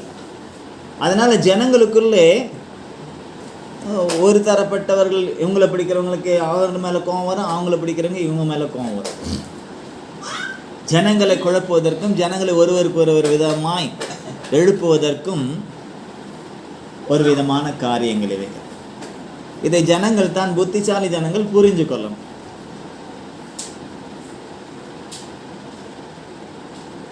ஆனால் அதையும் கூட வச்சுக்கிட்டு பேசிக்கிட்டு பரப்பிக்கிட்டு இருக்கிறது எவ்வளோ வெட்கக்கேடான காரியம். அதை விட முக்கியமான காரியம்லாம் எவ்வளோ இருக்கு நாட்டில். போகட்டும். அப்போ இவங்க 4 பேரும் தேவனை நோக்கி ஜெபிக்கிறார்கள். ஜெபிக்கும்படியாய் தன்னுடைய தோழர்களுக்கும் தானியேல் என்ன செய்கிறாரு? அவருக்கு தான் முதல்ல தெரிய வருது. அதனால் மற்றவங்களுக்கு என்ன செய்கிறாரு? தனக்கு வந்தது தன்னோடு மாத்திரமில்லை, தன்னுடைய நண்பர்களையும் அது பாதிக்கும் என்பதை அறிந்து, கவனிங்க, ஒரு விஷயம் கர்த்தர் நமக்கு உணர்த்துறாருன்னா அது நம்மோடு போகாது, நமக்கு மாத்திரம் இல்லை பாதிப்பு, அது மற்றவங்களையும் பாதிக்கும் என்பதை உணர்ந்து அவர்களையும் தேவனை நோக்கி பார்க்க வைக்கிறார். செபிக்கிறாங்க. ராக்காலத்தில் தானியேலுக்கு அந்த சொப்பனத்தின் அர்த்தத்தையும் தேவன் வெளிப்படுத்தினார். இதோட போச்சா? இதில் இவங்க ஜெயம் பெற்றாங்க. கடைசியில் மறுபடியுமாக ஒரு பிரச்சனை வருது.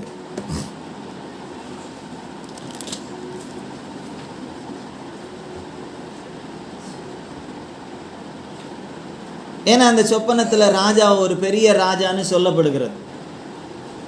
அவர்தான் தலை, அவர்தான் பொன் அப்படின்னு சொல்லப்படுகிறது. அதனால ராஜாவுக்கு கொஞ்சம் தலகன் ஆயிடுச்சு.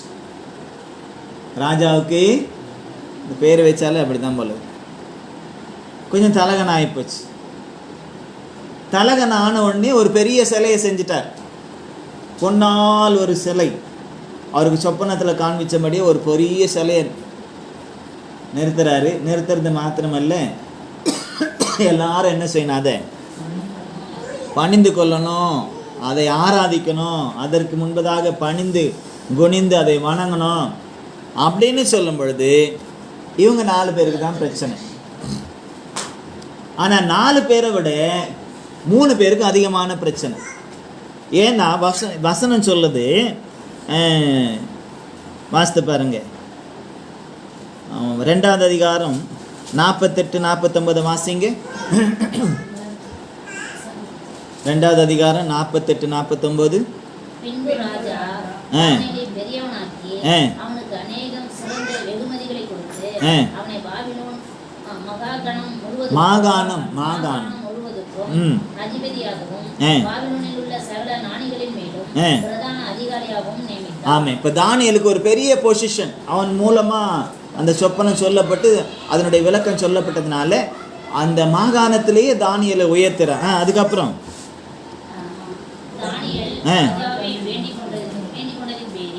அவன் சாத்ராக்கையும் மேஷாக்கையும் ஆபேத்நேகோவையும் பாபிலோன் மாகாணத்துக்கு காரியங்களை விசாரிக்கும்படி வைத்தான்.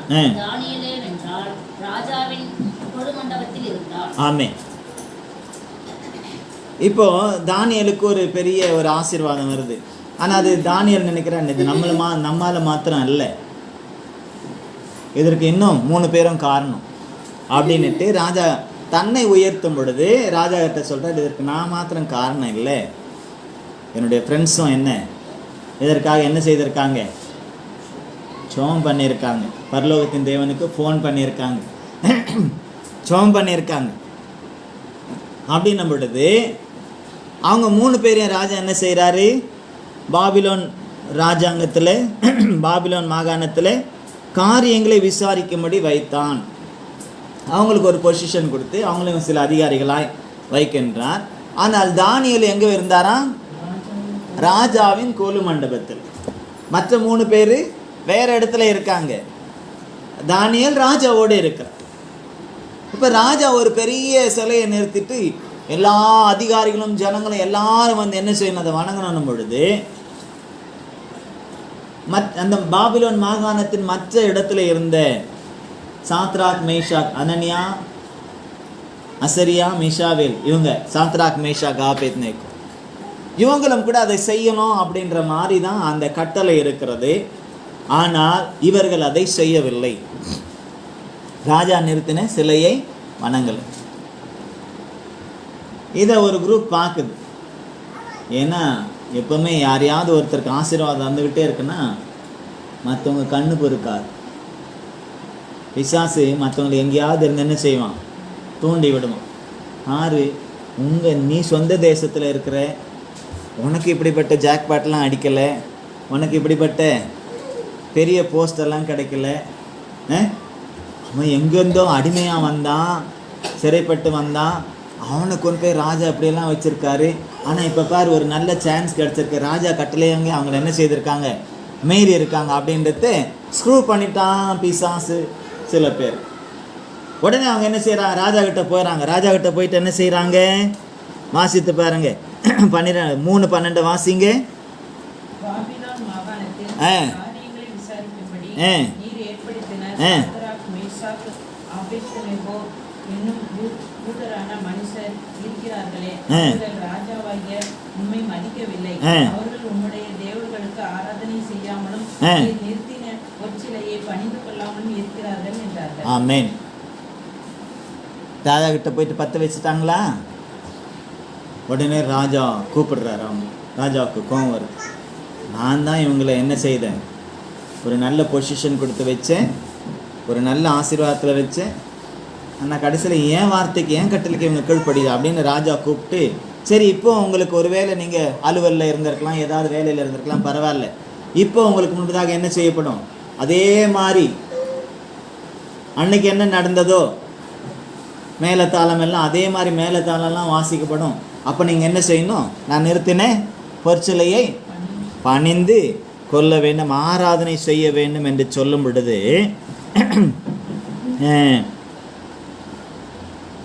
15வது வசனத்தை வாசிங்க.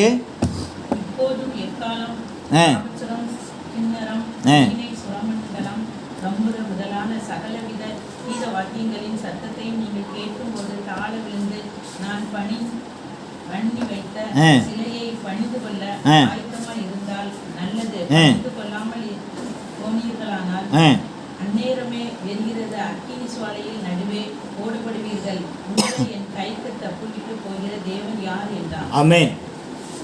ராஜாவுக்கு கொஞ்சம் கர்வம் தலைக்கு ஏறி போச்சு. ஏற்கனவே தெரியும், ஏற்கனவே சொல்லிட்டாரு, உங்களுடைய தேவன் தான் பெரிய தேவன், மறைப்பொருளெல்லாம் வெளிப்படுத்தியிருக்கிறார் அப்படின்னு ராஜா தானியேல்கிட்ட சொல்லியிருக்கார். ஆனால் இப்போ கொஞ்சம் தலைகணம் வந்துருச்சு. நம்ம தானே தலை, இந்த ராஜாவுக்கு என்ன வந்துருச்சு? நம்ம தானே தலை, நம்ம தானே அந்த பொண்ணு, நம்ம தான் உலகத்தையும் ஆளக்கூடிய பெரிய தலையாக இருக்கணும், முதல் ஆளாக இருக்கிறோம் அப்படின்றதுனால இப்போ என்ன ஆகிப்போச்சு? தேவனுக்கு விரோதமாகவே உங்களை என் கைக்கு தப்புவிக்க போகிற தேவன் யார் என்றான். அதுக்கு அவங்க என்ன சொன்னாங்க? கீழே வாசிங்க.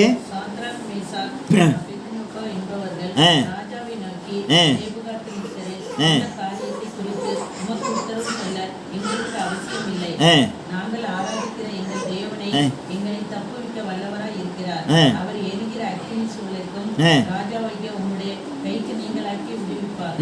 விடுவிக்காமல் போனாலும் நாங்கள் உம்முடைய தேவர்களுக்கு ஆராதனை செய்வதும் இல்லை, எரித்தின பொற்சிலையை பணிந்து கொள்வதும் இல்லை என்கிறது ராஜாவாகிய உமக்கு தெரிந்திருக்க கடவுது என்றார்கள். ஆமென். ஒரு ராஜா கிட்ட இப்படி பேசினா, அதுவும் பப்ளிக்கா ராஜா கிட்ட இப்படி பேசினா ராஜாவுக்கு எப்படி இருக்கும்? பயங்கர கோபம் வரல, சாதாரண கோபம் இல்லை, பயங்கர கோபம் வந்ததுனால சூளையை, அந்த அக்னி சூளையை சாதாரணமாக சூடாக்குவதை விட 7 மடங்கு சூடாக்க சொல்கிறார்.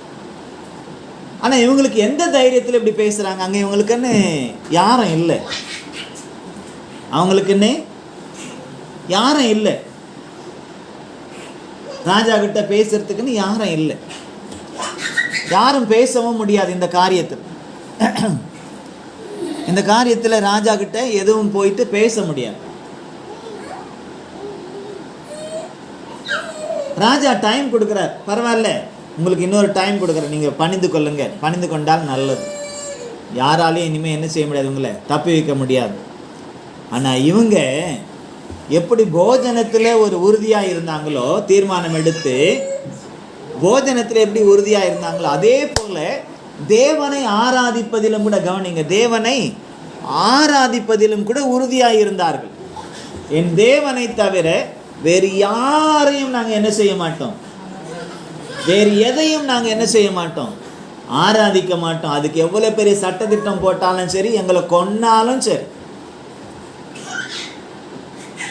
அப்போ இங்கே மறுபடியும் நம்ம பார்க்கும் பொழுது அங்கே தானியேலுடைய உறுதியை பார்த்தோம், இங்கே சாத்ராக் மேஷாக் ஆபேத்நேகோ அவருடைய உறுதியை, அந்த வாலிபருடைய அந்த உறுதியை பார்க்குறோம். நாமெல்லாம் தான் என்ன சொல்லுவோம், ஐயா ஊரோட ஒத்து போனால் நல்லது. ஊருக்கு போய் இப்போ சில பேர் சொல்கிறாங்க, ஊருக்கு போனோம், ஊருக்கு போய் வீடு கட்டணும்னு சொன்னால் அங்கே என்ன போட வேண்டியிருக்கு, அங்கே என்ன போட வேண்டியிருக்கு, ஊரில் போய் வீடு கட்டணும்னா வரி போடணும் இல்லை? என்ன வரி? கவர்மெண்ட் வரி இல்லை, வேற ஒரு வரி. அது போடலன்னா அப்புறம் கட்ட விட மாட்டாங்க, பிரச்சனை பண்ணுவாங்க, அப்படி பண்ணுவாங்க, இப்படி பண்ணுவாங்க.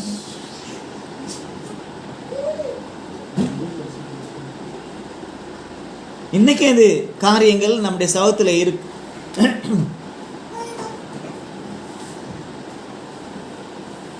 இங்கே கூட சில நேரத்தில் இந்த பண்டிகைகள் வரும் பொழுது சில பேர் கலெக்ஷனுக்கு வருவாங்க, வரி கொடுங்க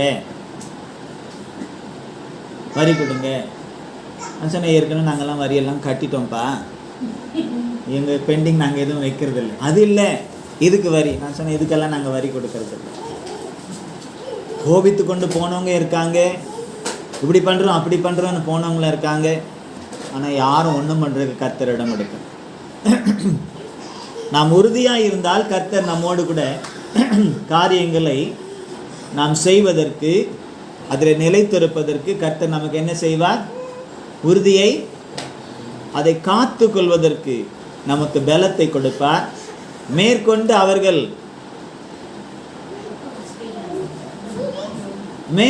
அவர்கள் எதுவும் நம்மை மேற்கொள்ளாதபடிக்கு அவர் என்ன செய்வாரு? நமக்கு வேண்டிய கிருபையை கட்டளையிட்டார். அப்ப இவங்க ஆராதனை விஷயத்துல விக்கிரக கிரியைகளை நாங்கள் தேவனுக்கு பிடிக்காத ஒன்று எது? விக்கிரக ஆராதனை. கற்பனையில முதல் கற்பனை, கட்டளையில முதல் கட்டளை என்ன? அதுதான். என்னது? என்னையன்றி உனக்கு வேறு தேவர்கள் உண்டாயிருக்க வேண்டாம். வானத்தில் மேலே வானத்திலும் கீழே பூமியிலும் பூமியின் கீழ் தண்ணீரிலும் இருக்கிற எதற்கொப்பாகவும் என்ன செய்யக்கூடாது? ஒரு சொரூபத்தை ஆகிலும் விக்கிரகத்தை ஆகிலும் உண்டாக்கவும் கூடாது, அதை நமஸ்கரிக்கவும் கூடாது, வணங்கவும் கூடாது, அதுக்குன்னு எதையும் செய்யவும் கூடாது, அதை தூக்கி சுமக்கவும் கூடாது அப்படின்ட்டு இவைகளை நான் வெறுக்கிறேன், அருவெறுக்கிறேன் அப்படின்னு சொல்றேன். கட்டளையிலே முதல் கட்டளை அதுதான். அப்ப இங்கே முதல் கட்டளைக்கு ஆபத்து வருது. முதல் கட்டளை அவங்க நிலைச்சிருப்பாங்களா மாட்டாங்களா? நான் ஏற்கனவே உங்களுக்கு சொன்னபடி அவங்களுக்கு ஏற்கனவே என்ன எப்படி இருக்கு? கட்டளைகள் எல்லாம், பிரமாணங்கள் எல்லாம் ரத்தத்துல ஊறி போயிருக்கு.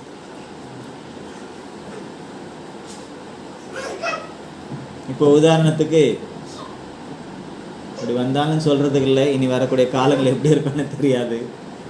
கவர்மெண்ட்ல வேலை செய்யறவங்கெல்லாம் கவர்மெண்ட் என்ன சொல்தோ அவங்க நிறுத்துகிற சிலையை தான் வணங்கணும், இல்லைன்னா கவர்மெண்ட் வேலையிலேருந்து உங்களை தூக்கிடுவேன் அப்படின்னு சொன்னால் எத்தனை பேர் கவர்மெண்ட் வேலையில் கர்த்தருடைய பிள்ளைகள் நினைப்பாங்க, நிற்க மாட்டாங்கன்னு எனக்கு தெரியாது.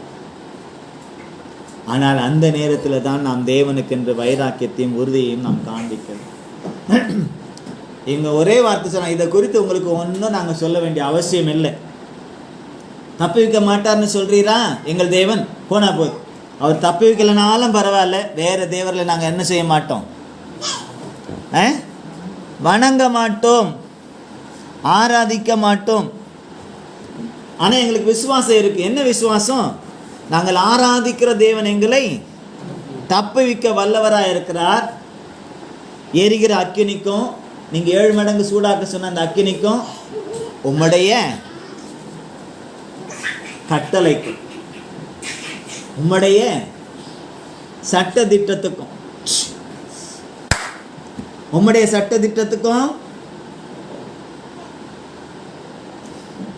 தேவன் என்ன செய்வார்? தப்புவிக்க வல்லவராக இருக்கிறார் அப்படின்றத ராஜாவுக்கு தெரிவிக்கிறாங்க.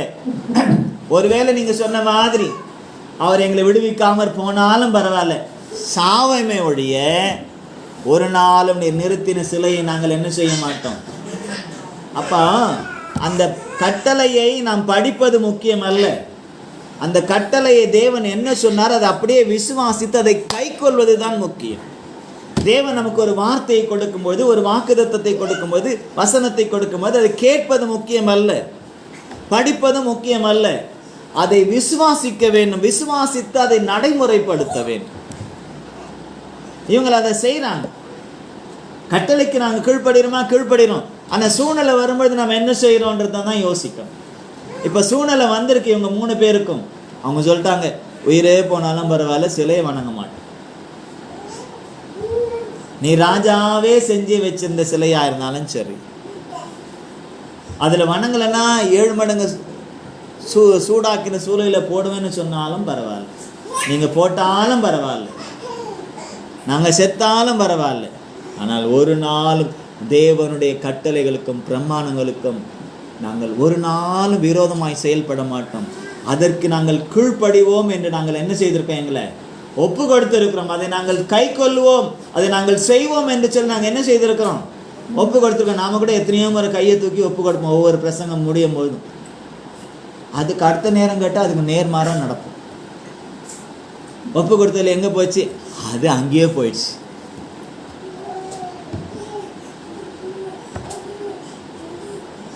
உறுதியாய் இருக்கிறார்கள். ஒரு முறை மறுபடியும் உணர்த்த மாட்டார். ஒரு முறை அவர் கொடுத்த கட்டளை ஒரு முறை கொடுத்தது தான். மாத்தினாரா? இன்னைக்கு வரல மாறி இருக்கா? இல்லை. இன்னைக்கு வரல அந்த கட்டளை எல்லாருக்கும் உரியது. அது கர்த்தருடைய பிள்ளைகள் எல்லாருக்கும், பழைய ஏற்பாட்டு விசுவாசியாக இருந்தாலும் சரி, புதிய ஏற்பாட்டு விசுவாசியாக இருந்தாலும் சரி, எல்லாருக்கும் உரியது அது. விக்கிரக வழிபாடு கூடாது என்பது. அதனால் எவ்வளவு பெரிய சர்ச்சைகளும் பிரச்சனைகளும் போராட்டங்களும் இன்றைக்கும் உலகத்தில் பல இடங்களில் வந்து கொண்டுதான் இருக்கிறது. அதனால ஒன்றும் கர்த்தருடைய பிள்ளைகளை மேற்கொள்ள முடிவதில்லை.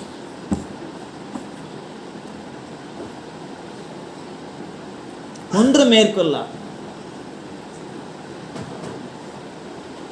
அப்ப நாம என்ன செய்யணும்? உறுதியாய். இந்த 3 பேரும் உறுதியா நிற்கிறாங்க. இங்க தானியேல் எங்க போனாருன்னு நம்ம தேடணும். எங்க போனார் தானியேல்?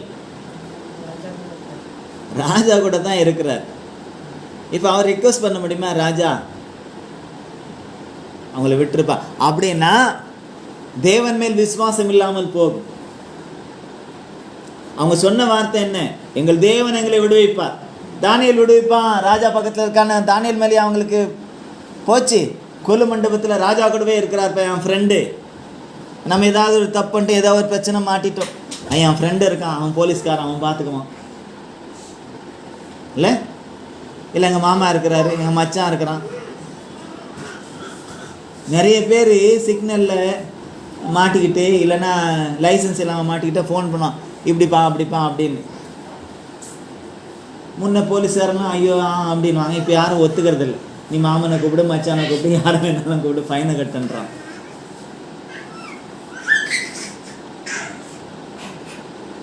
அப்போ இங்கே நம்முடைய நம்பிக்கை எதன் மேல்? நம்முடைய விசுவாசம் எதன் மேல்? அப்போ இங்கே தானியேல் அமைதியாய்த்தான் இருக்க வேண்டியிருக்கு. தானியேலும் போயிட்டு ராஜா கிட்ட ரிக்வெஸ்ட் பண்ணாங்க, தேவனை மறுதளிப்பதை போல இருக்கு.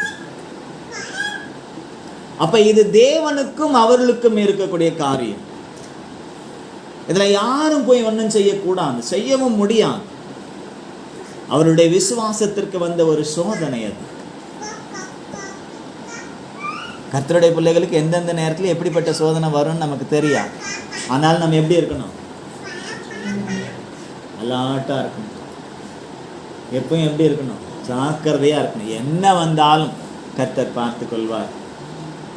சும்மா கண்மூடித்தனமா விசுவாசிக்கணும். அதே நேரத்தில் உறுதியா இருக்கணும். சும்மா வாய் சொல்ல வீரராக இருக்கக்கூடாது. கர்த்தர் பார்த்துக்குவார், கர்த்தர் பார்த்துக்குவார். நம்ம உறுதியா இருந்தால் தான் கர்த்தர் பார்ப்பார். இப்போ இவங்க சொல்லிட்டாங்க, நீங்க என்ன வேணாலும் பண்ணுங்க, நமஸ்கரிக்க மாட்டோம், வேற வழியே இல்லை. தானியேல் பார்த்துன்னு தான் இருந்திருப்பார். ஆனா உள்ளுக்குள்ள எப்படி இருந்திருக்கான்? அவருக்கு உள்ளுக்குள்ள எப்படி இருந்திருக்கும்? என்ன செய்திருப்பார்? ராஜா கிட்ட சொல்லாமா, ராஜா கிட்ட சொல்லாமா, அப்படி அவர் நினைச்சிருந்தா அவரும் அங்கே விசுவாசத்தில் குறைவுள்ள மனுஷனா இருந்திருப்பார். ஆனால் அங்கே அப்படியெல்லாம் இல்லை. ஆனால் நிச்சயமா தானியேல், நான் விசுவாசிக்கிறேன், தானியேல் என்ன செய்திருப்பார்? ஜபம் கூட பண்ணியிருக்க மாட்டார். கர்த்தர் பார்த்துக்கோ. ஏன்னா அவங்களுக்குள்ள இருக்கிற உறுதி தான் தானியேலுக்குள்ள இருந்த உறுதி தான் அவர்களுக்குள்ளும். நண்பர்களுக்குள்ள எப்படிப்பட்ட உறுதி இருக்கிறது என்பதை நாம் இந்த சூழ்நிலைகளில் நாம் உணர்ந்து கொள்ள முடியும். தானியேலுக்கு பதற்றம் இல்லை. இங்க 3 பேர் சாத்ராக், மேஷாக், ஆபேத்நேகோவுக்கும் பதற்றம் இல்லை. காரணம் என்ன? தேவன் மேல் உள்ள அந்த விசுவாசமும் நம்பிக்கை. அல்லேலூயா. அது எப்படி வந்தது? அவருடைய கட்டளைகளுக்கு கீழ்ப்படிந்ததினாலே வந்தது. நம்ம கட்டளைகளுக்கு கீழ்ப்படிந்தால்தான் விசுவாசத்தில் வளர முடியும், விசுவாசத்தில் உறுதியாய் நிற்க முடியும். கட்டளைக்கு கீழ்ப்படியலைன்னா விசுவாசத்தில் நாம நிலைச்சு நிற்க முடியாது,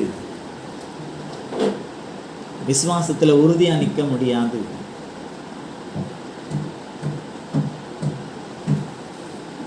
அப்போ 4 பேருக்குள்ள அதே உறுதி தான்.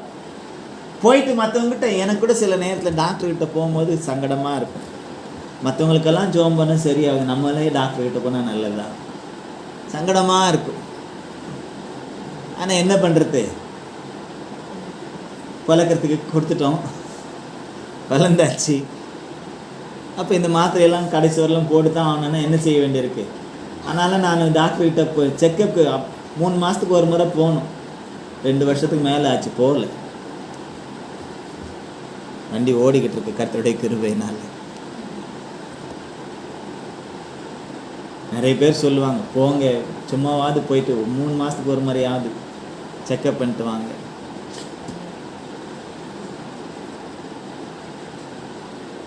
என்ன பெருசா ஆயிட போகுது கர்த்தரை மிஞ்சி. ஏன்னா ஏற்கனவே பார்த்துட்டேன், டாக்டர்கள் ஆப்ரேட் பண்ணியும் கூட அந்த உயிரை கொண்டு போகிறதுக்கு எப்படி அவன் பிரயாசப்பட்டான், எப்படி கொண்டு போனான், ஆனாலும் கர்த்தர் அதை எப்படி விடுவித்து கொண்டு வந்து வைத்தார் என்பது அறிந்திருக்கிறதுனால ஸ்தோத்திரம். அவரை மீறி ஒன்றும் செய்ய முடியாது என்ற அந்த விசுவாசமும், இன்னும் சில விரக்தியான காரியங்கள் என்னதான் அப்படி என்னதான் இருக்காது. போய் தான் என்ன பிரயோஜனம், போலனா தான் என்ன பிரயோஜனம் அப்படின்ற சில விரக்தியான காரியங்களும் எல்லாம் அதை அப்படி நிறுத்தி வைத்திருக்காங்க. அப்பப்போ வரும், சரி போயிட்டு 2-3 வருஷம் ஆகிப்போச்சு, 2 வருஷம் ஆகிப்போச்சு, சரி போயிட்டாவது மற்றவங்க சொல்கிறதுக்காவது போயிட்டு என்ன செய்யலாம், செக் பண்ணிட்டு வரலாமே. ஆனால் அது போகலான்னு அப்படி போய்கிட்டே இருக்கு. போகட்டும். இப்போ இங்கே இந்த விசுவாசம் பாருங்க, ஒப்பு கொடுத்துட்றாங்க. தேவன் எதை செய்தாலும் நன்மைக்காக செய்யும். இப்படிப்பட்ட ஒரு பிரச்சனை சத்ருவானவன் கொண்டு வந்திருக்கான், தன்னை உயர்த்தின ராஜா மூலமாகவே கொண்டு வந்திருக்கான். போன போது பார்ப்போம் அப்படின்னு கர்த்தருடைய கருத்தில் ஒப்பு கொடுக்குறாங்க. கர்த்தர் விட்டுட்டாரா என்ன? போன வாரம் பார்த்தேன், தானியலை விடலை, சிங்கக்கபியிலேருந்து வெளியே கொண்டு வந்தார். இங்கே பார்க்குறோம், கட்டளைகளுக்கும் பிரமாணங்களுக்கும், அந்த முதல் கட்டளைக்கே நம்ம உலக பாஷையில் சொன்னால் ஆப்பு வைக்கிற மாதிரி. முதலுக்கே மோசம்னா அப்புறம் என்ன ஆகும், மற்றதெல்லாம் ஒன்றும் இல்லாமல் போகும் இல்லையா? அப்போ அந்த முதல் கட்டளைக்கே பிசாசு எப்படிப்பட்ட ஒரு பெரிய பிரச்சனை கொண்டு வந்திருக்கான். ஆனால் அவங்க அசரலை, அவங்க என்ன செய்யலை, அசந்து விடவில்லை, உறுதியாய் நின்றார்கள். அதுவும் 3 பேர் சூளையை பார்த்து ஒருத்தர் யாருக்காவது பயம் வந்திருக்குன்னு, யாருக்காவது பயம், 3 பேரும் உறுதியாக நிற்கிறாங்க. சரி, நண்பன், உற்ற நண்பன் ராஜா கூட கொலு மண்டபத்தில் இருக்காரு, கூடவே இருக்கிறாரு, அவராவது ஏதாவது செய்யலாம்ல, அவரும் அமைதியாக இருக்கிறார். ஏன்னா என் தேவனை மிஞ்சி எதுவும் நடக்க போவதில்லை. அல்லேலூயா. இந்த வாலிபர்களுக்கு இருந்ததான அந்த உறுதி அதுதான். இந்த மாதம் என்ன வாக்குத்தத்தம் தெரியாதா? படிக்கலையா? சொல்லு. படிக்கலை, படித்தோம், சாப்பிட்டேன், ஆனால் என்ன சாப்பிட்டேன்னு தெரில.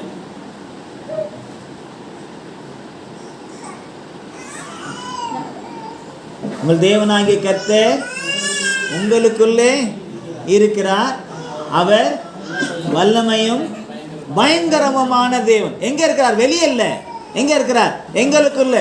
அப்போ உள்ள வச்சுக்கிறவர். இவங்க அப்படிதான், இவங்க இருக்காங்க. நீங்க தப்பு வச்சாலும் சரி, ராஜா தப்பு வச்சாலும் சரி, இல்லை தேவனே தப்பு இருக்காம போனாலும் சரி, நான் என்ன செய்ய மாட்டேன். கவனிங்க, அதை குறித்து நாங்கள் கவலைப்படலை, பஸ்மமானாலும் பரவாயில்ல. ஆனால் உள்ளே இருக்கிற தேவன் விட்டுருவாரா?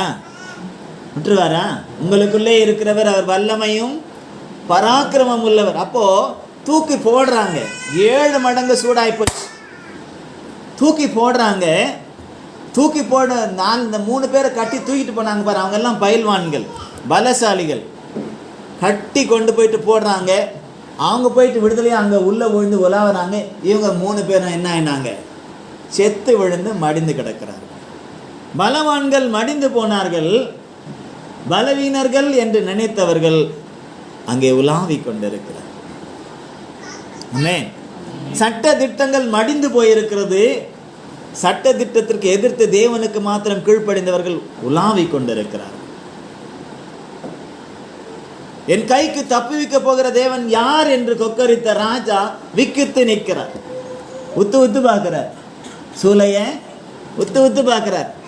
பக்கத்தில் இருக்கிறவங்கிட்ட கேட்டார், கூப்பிட்டு கேட்கிறார், எப்பா 3 பேர் தானே போட்டோம், ராஜாவுக்கு கணக்கா தெரியாது, அவர் கண்ணுக்கு 4 தெரியுது. அங்கே கூப்பிட்டு கேட்குறாரு, நீங்கள் வீட்டில் போயிட்டு வாசித்து பாருங்க. கூப்பிட்டு கேட்குறாரு, நம்ம 3 பேர் தானே போட்டோம், சந்தேகத்தை கேட்குறாரு. ஆமாம் 3 பேர் தான். 4 பேர் இருக்காங்களே, 4வது ஒரு மனுஷனுடைய சாயல் தேவ தூதனுடைய சாயலை போல இருக்கே. அப்படின்னு உத்து பார்த்து பிரமித்து நிற்கிறார்கள். நான் தான் என் கைக்கு தப்பி வைக்க போகிறவன் யாருன்னு கேட்கிறேன். அந்த 4வது ஆள் அவர்களோடு கூட அங்க அக்னியில இருக்கிறார். அல்லேலூயா.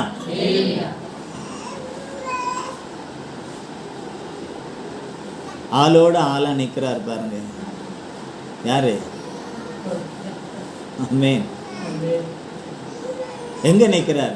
நம்முடைய பிள்ளைகள் எங்க நிற்கிறாங்களோ அங்க இருக்கிறார். எந்த பிரச்சனையில இருக்காங்க அந்த பிரச்சனையில அவரும் இருக்கிறார். நாம நினைக்கிறோம் என் பிரச்சனைக்கு யார் உதவி நிற்கிறார் பாருங்க. 7 மடங்கு சூடான அக்னி சூளையிலே அந்த 3 பேருக்காக இவர் அங்க நிற்கிறார். நம்முடைய தூதனை அனுப்பி இருக்கிறார். அங்க நிற்கிறாங்க.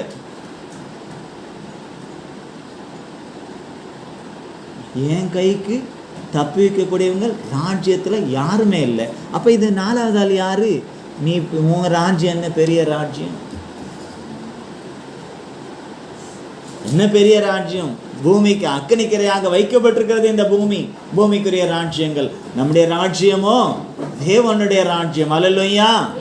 அவருடைய ராஜ்யம் வர காத்திருங்கள். அவருடைய ராஜ்யம் வருவதாக என்று நாம் வேண்டிக் கொள்ளும்படியாக தினந்தோறும் நினைவு கூறும்படியாக இயேசு சொல்லி கொடுத்திருக்கிறாரு. அந்த ராஜ்யம் இப்ப இருக்க பரலோக ராஜ்யம் எங்க இருக்கு? அக்னிக்குள்ள இருக்கு. அக்னி ஏதாவது செஞ்சதா? ராஜா மேடை விட்டு இறங்கிடுறாரு, தன்னுடைய ஸ்தானத்தை விட்டு இறங்கிடுறாரு, ஓடுறாரு. எங்க ஓடுறாரு? கை கொன்ன தப்பி வைக்க போறவங்க யாருன்னு கிட்ட போயிட்டு நின்றுட்டு என்ன கேட்கிறாரு தெரியுமா? என்ன கேட்கிறாரு? வாசித்து பாருங்க.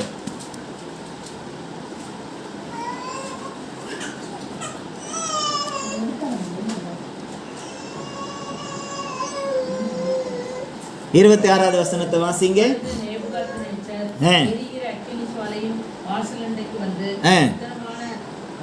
உன்னதமான முதல்ல என்ன சொன்னாரு? என் கைக்கு தப்பி வைக்க போற தேவன் யார் அப்படின்னு சொன்னவரு இப்ப இறங்கி போயிட்டு தன்னுடைய சிங்காசனத்தை, தன்னுடைய அதிகாரத்தை, தன்னுடைய சட்டதிட்டங்களை, தன்னுடைய தலகணத்தை எல்லாத்தையும் விட்டுட்டு என்ன செய்யறாரு? இறங்கி போயிட்டு அவங்கள கூப்பிடுறாரு. என்ன சொல்லி கூப்பிடுறாரு? உன்னதமான தேவனுடைய தாசராகிய சாத்ராக் மேஷாக் ஆபேத்நேகோ என்பவர்களே, நீங்கள் வெளியே. எவ்வளவு பவ்யமா, எவ்வளவு மரியாதையா. டேய், யாராவது தப்பி வைக்க முடியுமா என் கையில இருந்துன்னு சொன்னவரு இப்ப பவ்யமா போய் நிற்கிறார். ரொம்ப ரெஸ்பெக்ட் கொடுத்து மரியாதை கொடுத்து சொல்றாரு, உன்னதமான தேவனுடைய தாசராகிய சாத்ராக் மேஷாக் ஆபேத்நேகோ என்பவர்களே, நீங்கள் வெளியே வாருங்கள். அப்பொழுது சாத்ராக் மேஷாக் ஆபேத்நேகோ என்பவர்கள் அக்னி நடுவிலிருந்து வெளியே வந்தார்கள். இப்போ அங்கே இருக்கிறவங்க எல்லாம் சூழ்ந்துக்கிட்டாங்க. அவங்கள பார்க்குறாங்க. ஒரு சேதமும் இல்லை. சும்மா அப்படி கொஞ்சம் ஸ்டவ் கிட்ட கை காட்டினால கையில் இருக்கிற முடியெல்லாம் பொசுங்கி போகுது. ஆனால் அவங்க 7 மடங்கு சூளை அக்னி வெப்பம். இப்போ இருக்கிற வெப்பம் எப்படி இருக்குது? வெளியே மத்தியான நேரத்தில் அப்படி தீஞ்சு போகிற மாதிரி இருக்குது. நிறைய இடத்துல ஃபோட்டோ எடுத்து அனுப்பியிருக்காங்க. ரோட்டில் முட்டையை போட்டு உடச்சி ஊற்றி பாயில் ஆகிடுது. இந்த வெக்கையே இப்படின்றோம். 7 மடங்கு சூடாக்குன வெக்கை எப்படி இருக்குன்னு பாருங்க. போட்ட உடனே பஸ்மம் ஆகிட வேண்டியது தான். ஆனால் வெளியே வராங்க. 3 பேர் வராங்க. 4வது ஆள் இல்லை. 4வது ஆளும் வருவாங்கன்னு பார்த்தாங்க. இல்லை, அவர் போயிட்டார். தான் வேலையை முடிச்சுட்டு அவர் போயிட்டார். இவங்கள பார்க்குறாங்க. முடி கருகலை, அவங்க போட்டிருந்த வஸ்திரங்கள் கருகலை. மோந்து வேற பார்க்குறாங்க. ஏன்? அந்த அக்னியினுடைய நம்ம கிச்சனில் வேலை செஞ்சால் கிச்சனில் இருக்கிற வாசனைலாம் நம்ம மேலே வந்துடும். எங்கேயாவது புகை இருக்கிற இடத்துல நம்ம இருந்தோம்னா நைட்டில் கொசுவத்தி கொளுத்தி வச்சுட்டு பாருங்கள், அடுத்த நாள் பார்த்தா அந்த ரூம் முழுக்க அந்த வாசனை இருக்கும். நம்முடைய சட்டைங்க, நம்முடைய துணியிலெல்லாம் அந்த வாசனை பிடிச்சிருக்கும். ஆனால் இவங்க உள்ளே போயிட்டு வெளியே வந்திருக்காங்க. அந்த அக்னியின் மனம் கூட இவங்களை என்ன செய்யலையாம்? தொடலை. அக்னியின் மனம் கூட தொடலை. எதையும் தொடலை. ஒரு அந்த சொல்லணும் போனால் ஒரு மயிரை கூட தொடலை. ஒன்னையும் தொடல். ஏன்னா அவர்கள் தாங்களுடைய விசுவாசத்திலே உறுதியாக இருந்தார். அந்த பிரமாணத்திலே, கட்டளையிலே அவங்க எப்படி இருந்தாங்க? உறுதியாக இருந்தாங்க. அதற்கு மாத்திரம்தான் கீழ்ப்படிந்தார்கள். நீங்க வாசித்து பார்த்தா தெரியும்.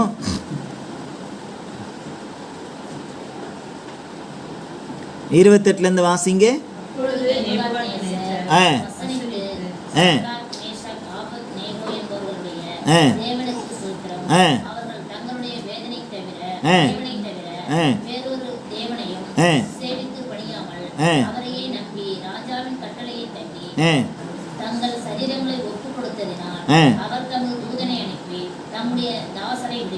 ஆமென்.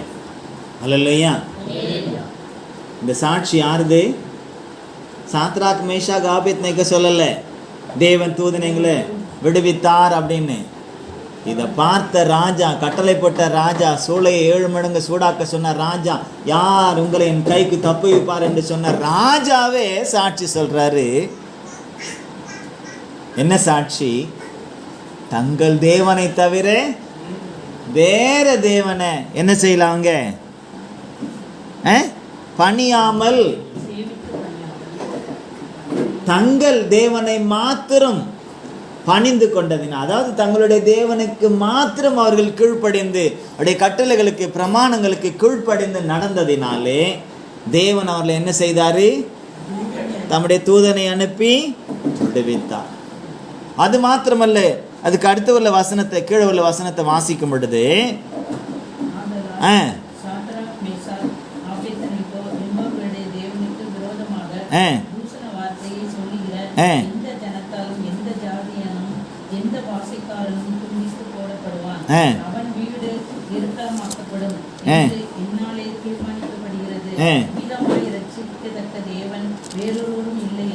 ஆமென். அடுத்து என்ன? இனிமே யாரும் அப்படின்னு அவரையும் இன்க்ளூடிங் அவரையும் சேர்த்து சொல்றார். இனிமே யாரும் என்ன செய்யக்கூடாது? சாத்ராக் மேஷாக் ஆபேத்நேகோ நம்மளுடைய தேவனுக்கு விரோதமாக ஒரு வார்த்தையும் தவறா பேசிடக்கூடாது. அப்படி பேசிட்டா அவங்க வீடெல்லாம் பாழாக்கப்படும். ஏன்னா அவரை போல ரட்சிக்கக்கூடிய தேவன் வேற யாரும் இல்லை. அல்லேலூயா. இவங்க போய் சாட்சி சொல்லலை, எங்க தேவனை மாறி ரட்சிக்கக்கூடிய தேவன் யாரும் இல்லைன்னு சொல்லலை. அந்த கிரியைகளை பார்த்து, இவர்கள் நடந்து கொண்ட முறைமையை பார்த்து, தேவனோடு கூட இவர்கள் இருந்த ஐக்கியத்தை பார்த்து, தேவன் மேல் அவர்களுக்கு இருந்த விசுவாசத்தை பார்த்து, நம்பிக்கையை பார்த்து, தேவன் அவர்களோடு கூட எவ்விதமாக அவர்களுக்காக தம்முடைய தூதனை அனுப்பி அவர்களை விடுவித்தார் என்பதை பார்த்து அந்த ராஜாவே சாட்சி கொடுக்கிறார், இவரை போல ரட்சிக்கத்தக்க தேவன் வேறு ஒருவரும் இல்லை. அதனால அவருக்கு விரோதமாக யாரும் பேசக்கூடாது. அல்லேலூயா. அல்லேலூயா. நம்முடைய நடக்கை மற்றவர்களை சாட்சி சொல்லும்படியாய் வைக்கிறது. நம்முடைய விசுவாசம் மற்றவர்களை ஆண்டவரை விசுவாசிக்கும்படியாக வைக்க வேண்டும். நம்முடைய கிரியைகள் தேவனுக்கு ஏற்ற கிரிகளாக இருந்து மற்றவர்கள் தேவனை அறிந்து கொள்வதற்கு ஏற்றதான் இருக்க வேண்டும். அப்படி ஏற்றதான் இருக்கணும்னு சொன்னா நாம தேவனுடைய வார்த்தைகளுக்கும் வசனத்திற்கும் கட்டளைகளுக்கும் பிரமாணங்களுக்கும் நம்ம என்ன செய்யணும்? கீழ்ப்படியணும். எப்படி கீழ்ப்படி? இந்த கீழ்ப்படினா எப்படி? அது இரத்தத்தோடு ஊறி போக வேண்டும். ஒன்றரை கலந்து இருக்கணும். இன்னைக்கு கொடுத்த வாக்குத்தத்தம் இன்னைக்கே தெரியாத மாதிரி இருக்கக்கூடாது. ஊறி போயிடணும், ஒன்றித்து போயிடணும், ஐக்கியப்பட்டுறணும். அதுவும் அதையும் நம்மையும் பிரிக்கவே முடியாது என்ற அப்படிப்பட்ட ஒரு விசுவாசத்திலே, அப்படிப்பட்ட ஒரு நம்பிக்கையிலே, அப்படிப்பட்ட ஒரு உறுதியிலே, அப்படிப்பட்டதான ஒரு உடன்படிக்கையிலே, அப்படிப்பட்டதான ஒரு தீர்மானத்திலே நாம் எப்படி இருக்கணும்? உறுதியாய் இருக்க வேண்டும். அல்லேலூயா. அல்லேலூயா. ஆகவே நம்மளை ஒப்பு கொடுப்போம். இதையெல்லாம் அவர் எதற்காக நமக்கு சொல்லிக் கொடுக்கிறார்? நாமும் தேவனுடைய கட்டளைகளுக்கும் பிரமாணங்களுக்கும் அவருடைய வார்த்தைகளுக்கும் வசனங்களுக்கும் கீழ்ப்படியணும். எப்படி கீழ்ப்படியணும்னா இவர்களை போல கீழ்ப்படிய வேண்டும். என்ன வந்தாலும் எது வந்தாலும், பாட்டு மாத்திரம் பாடுவோம், என்ன வந்தாலும் எது வந்தாலும் அப்பாவே ஸ்தோத்தரிப்பேன். ஸ்தோத்தரிக்கணும். அப்படியே போர்வை போத்திக்கின்னு படுத்துக்கிறோம், இழுத்து போத்திக்கின்னு படுத்துறேன், சோர்ந்து போய் உக்காந்துடுறோம். என்னத்தை கண்டேன் அப்படின்னு. அப்படி அல்ல. கண் முன்னே 7 மடங்கு சூடாக்கப்படுகிறது. நமக்கு அந்த அப்பவே ஆயெல்லாம் போயிருக்கு, அப்பவே எல்லாம் போயிட்டு இருக்கும், ஆதி உயிர் போயிட்டு இருக்கும். ஆனால் இவர்களோ அந்த கர்த்தருடைய வார்த்தைகளும் வசனங்களும் பிரமாணங்களும் கட்டளைகளும் அவர்களுக்குள்ளே ஊறி போயிருந்ததினாலே, ஒன்றித்து இருந்ததினாலே அது அவங்களுக்கு எதை கொடுத்தது? தைரியத்தை கொடுத்தது. இன்னொன்று விசுவாசத்தை கொடுத்தது. தப்பு வைப்பார், தப்பு வைக்கலனாலும் பரவாயில்ல, அவர் கூட தான் இருப்போம் நாம. ஆமென். அக்கினியில் போட்டு நமக்கு மரணம் வந்தால் கூட நமக்கு யார் கூட இருப்போம்? அவர் கூட தான் இருப்போம். பவுல் அதை தான் புதிய ஏற்பாட்டில் பிரதிபலித்தார். கிறிஸ்து எனக்கு ஜீவன், சாவி எனக்கு ஆதாயம். நீங்கள் கொண்டு போட்டாலும் பரவாயில்ல, அடித்து போட்டாலும் பரவாயில்ல, என்ன செய்தாலும் பரவாயில்ல, நானாக சாவக்கூடாது, நானாக தற்கொலை பண்ணிக்கூடாது, நீங்கள் என்னை அடித்து போட்டிங்களா ரொம்ப சந்தோஷம், சீக்கிரமாக அவர் கூட இருப்பேன் நான். அல்லேலூயா, அல்லேலூயா. பிரியமானவர், நம்மளை ஒப்பு கொடுப்போம் என்று ஆண்டவர். இப்படிப்பட்ட ஒரு கீழ்ப்படிதல், இதில் நானும் வளர்ந்து கனி கொடுக்க, எல்லா சூழ்நிலையிலும், எல்லா இடத்திலும், எல்லா வேலையிலும், எப்படிப்பட்ட போராட்டங்கள் வந்தாலும் ஆண்டவரே என் பலத்தினால அல்ல, உம்முடைய கிருபையினாலே, உம்முடைய பலத்தாலே உறுதியாக நிற்க, உம்முடைய பிரமாணத்தோடும், உம்முடைய கட்டளைகளோடும், உம்முடைய வார்த்தைகளோடும், உம்முடைய வசனத்தோடும், உம்முடைய ஆவியோடும், உம்முடைய அபிஷேகத்தோடும் ஒன்றித்து நான் காணப்படும். என்னை ஒரு விசை கூட நீ பலப்படுத்தும், என்னுடைய ஆவி ஆத்மா சரீரத்தை பலப்படுத்தி என்னை ஆசீர்வதித்து அனுப்பும்னு சொல்லிட்டு, அதற்காக என்னை ஒப்பு கொடுக்குறேன்னு சொல்லிட்டு ஒப்பு கொடுத்து நம்ம ஜெபிக்கலாமே எல்லாரும். அல்லேலூயா. நாங்கள் துதிக்கிறோம் ஆண்டவரே, ஸ்தோத்திரிக்கிறோம் கர்த்தாவே, மக்கள் நாங்கள் நன்றி செலுத்துகிறோம். நன்றி நிறைந்த இருதயத்தோட நாங்கள் துதிக்கிறோம் ஆண்டவரே. அப்பா, நம்முடைய பிள்ளைகள் தானியேல், சாத்ராக், மேஷாக், ஆபேத்நேகோ, அனனியா, அசரியா, மீசாவேல், இந்த 4 வாலிபர்களும் தோழர்களாக இருந்தாலும் அந்த தோழமையோடு கூட உண்மையிலே அவர்கள் நிலைத்திருந்து உம்முடைய கட்டளைகளுக்கும், உம்முடைய பிரமாணங்களுக்கும், உம்முடைய வார்த்தைகளுக்கும், வசனங்களுக்கும் அவர்கள் முழு மனதோடு கூட கீழ்ப்படைந்து அதிலே உறுதியாயிருந்து மற்றவர்கள் சாட்சி சொல்ல முடியாங்க, தேசத்தை ஆளுகிறவர்களே சாட்சி சொல்ல முடியாங்க தங்கள் கிரியைகளை வெளிப்படுத்தி உடைய நாமத்தை மகிமைப்படுத்தினார்களே. அதற்கு வேண்டிய கிருபைகளை அவர்களுக்கு கொடுத்தீரே, அதே போல எங்களுக்கும் கொடுத்து நாங்களும் அந்த நாமத்தை மகிமைப்படுத்தி சாட்சியாக ஜீவிக்க உம்முடைய வார்த்தைகளோடும், வசனத்தோடும், பிரமாணங்களோடும், கட்டளைகளோடும் நாங்களும் ஒன்றித்து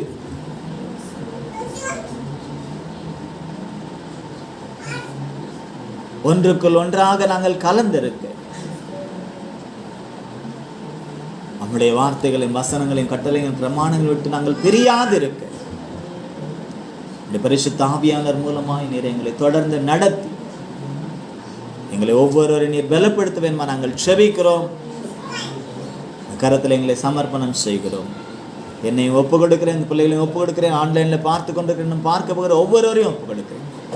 எல்லோரும் ஆண்டவரே உண்மையிலே ஒன்றாக கலந்து உடைய பிரமாணங்களையும், கட்டளைகளையும், கற்பனைகளையும், வார்த்தைகளையும், வசனங்களையும் கை கொண்டு நடக்க, எல்லா சூழ்நிலையிலும் அதே பிரதானமாக வைத்து நடக்க, விசுவாசத்திலே உறுதியாய், தீர்மானத்திலே உறுதியாய் இருந்த நாமத்தை மகிமைப்படுத்த நீங்கள் தாமே உதவி செய்து நடத்த வேண்டும். நன்றி செலுத்துகிறோம். கருத்தில் ஒப்பு கொடுக்கிறோம். வெளிப்படுத்தி கொடுத்த இந்த சத்தியத்திற்காக நன்றி செலுத்துகிறோம். எங்களை சமர்ப்பணம் செய், இயேசுவின் நாமத்தில் சமர்ப்பணம் செய்கிறோம் பிதாவே, ஆமென். கர்த்தர் விதமாய் செய்தபடி நாளும் செய்ய போகிறபடினால் முறை ஸ்தோத்தரிப்போம். பிதாவாகிய தேவனை நாம் ஸ்தோத்தரிப்போம். குமாரனாகிய கிறிஸ்துவை நாம் ஸ்தோத்தரிப்போம். பரிசுத்த ஆவியானவரை நாம் ஸ்தோத்தரிப்போம்.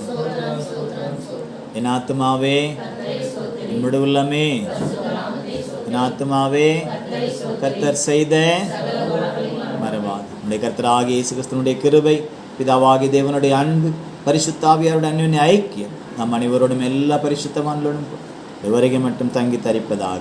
ஆமென். ஹல்லேலூயா, ஹல்லேலூயா, ஹல்லேலூயா.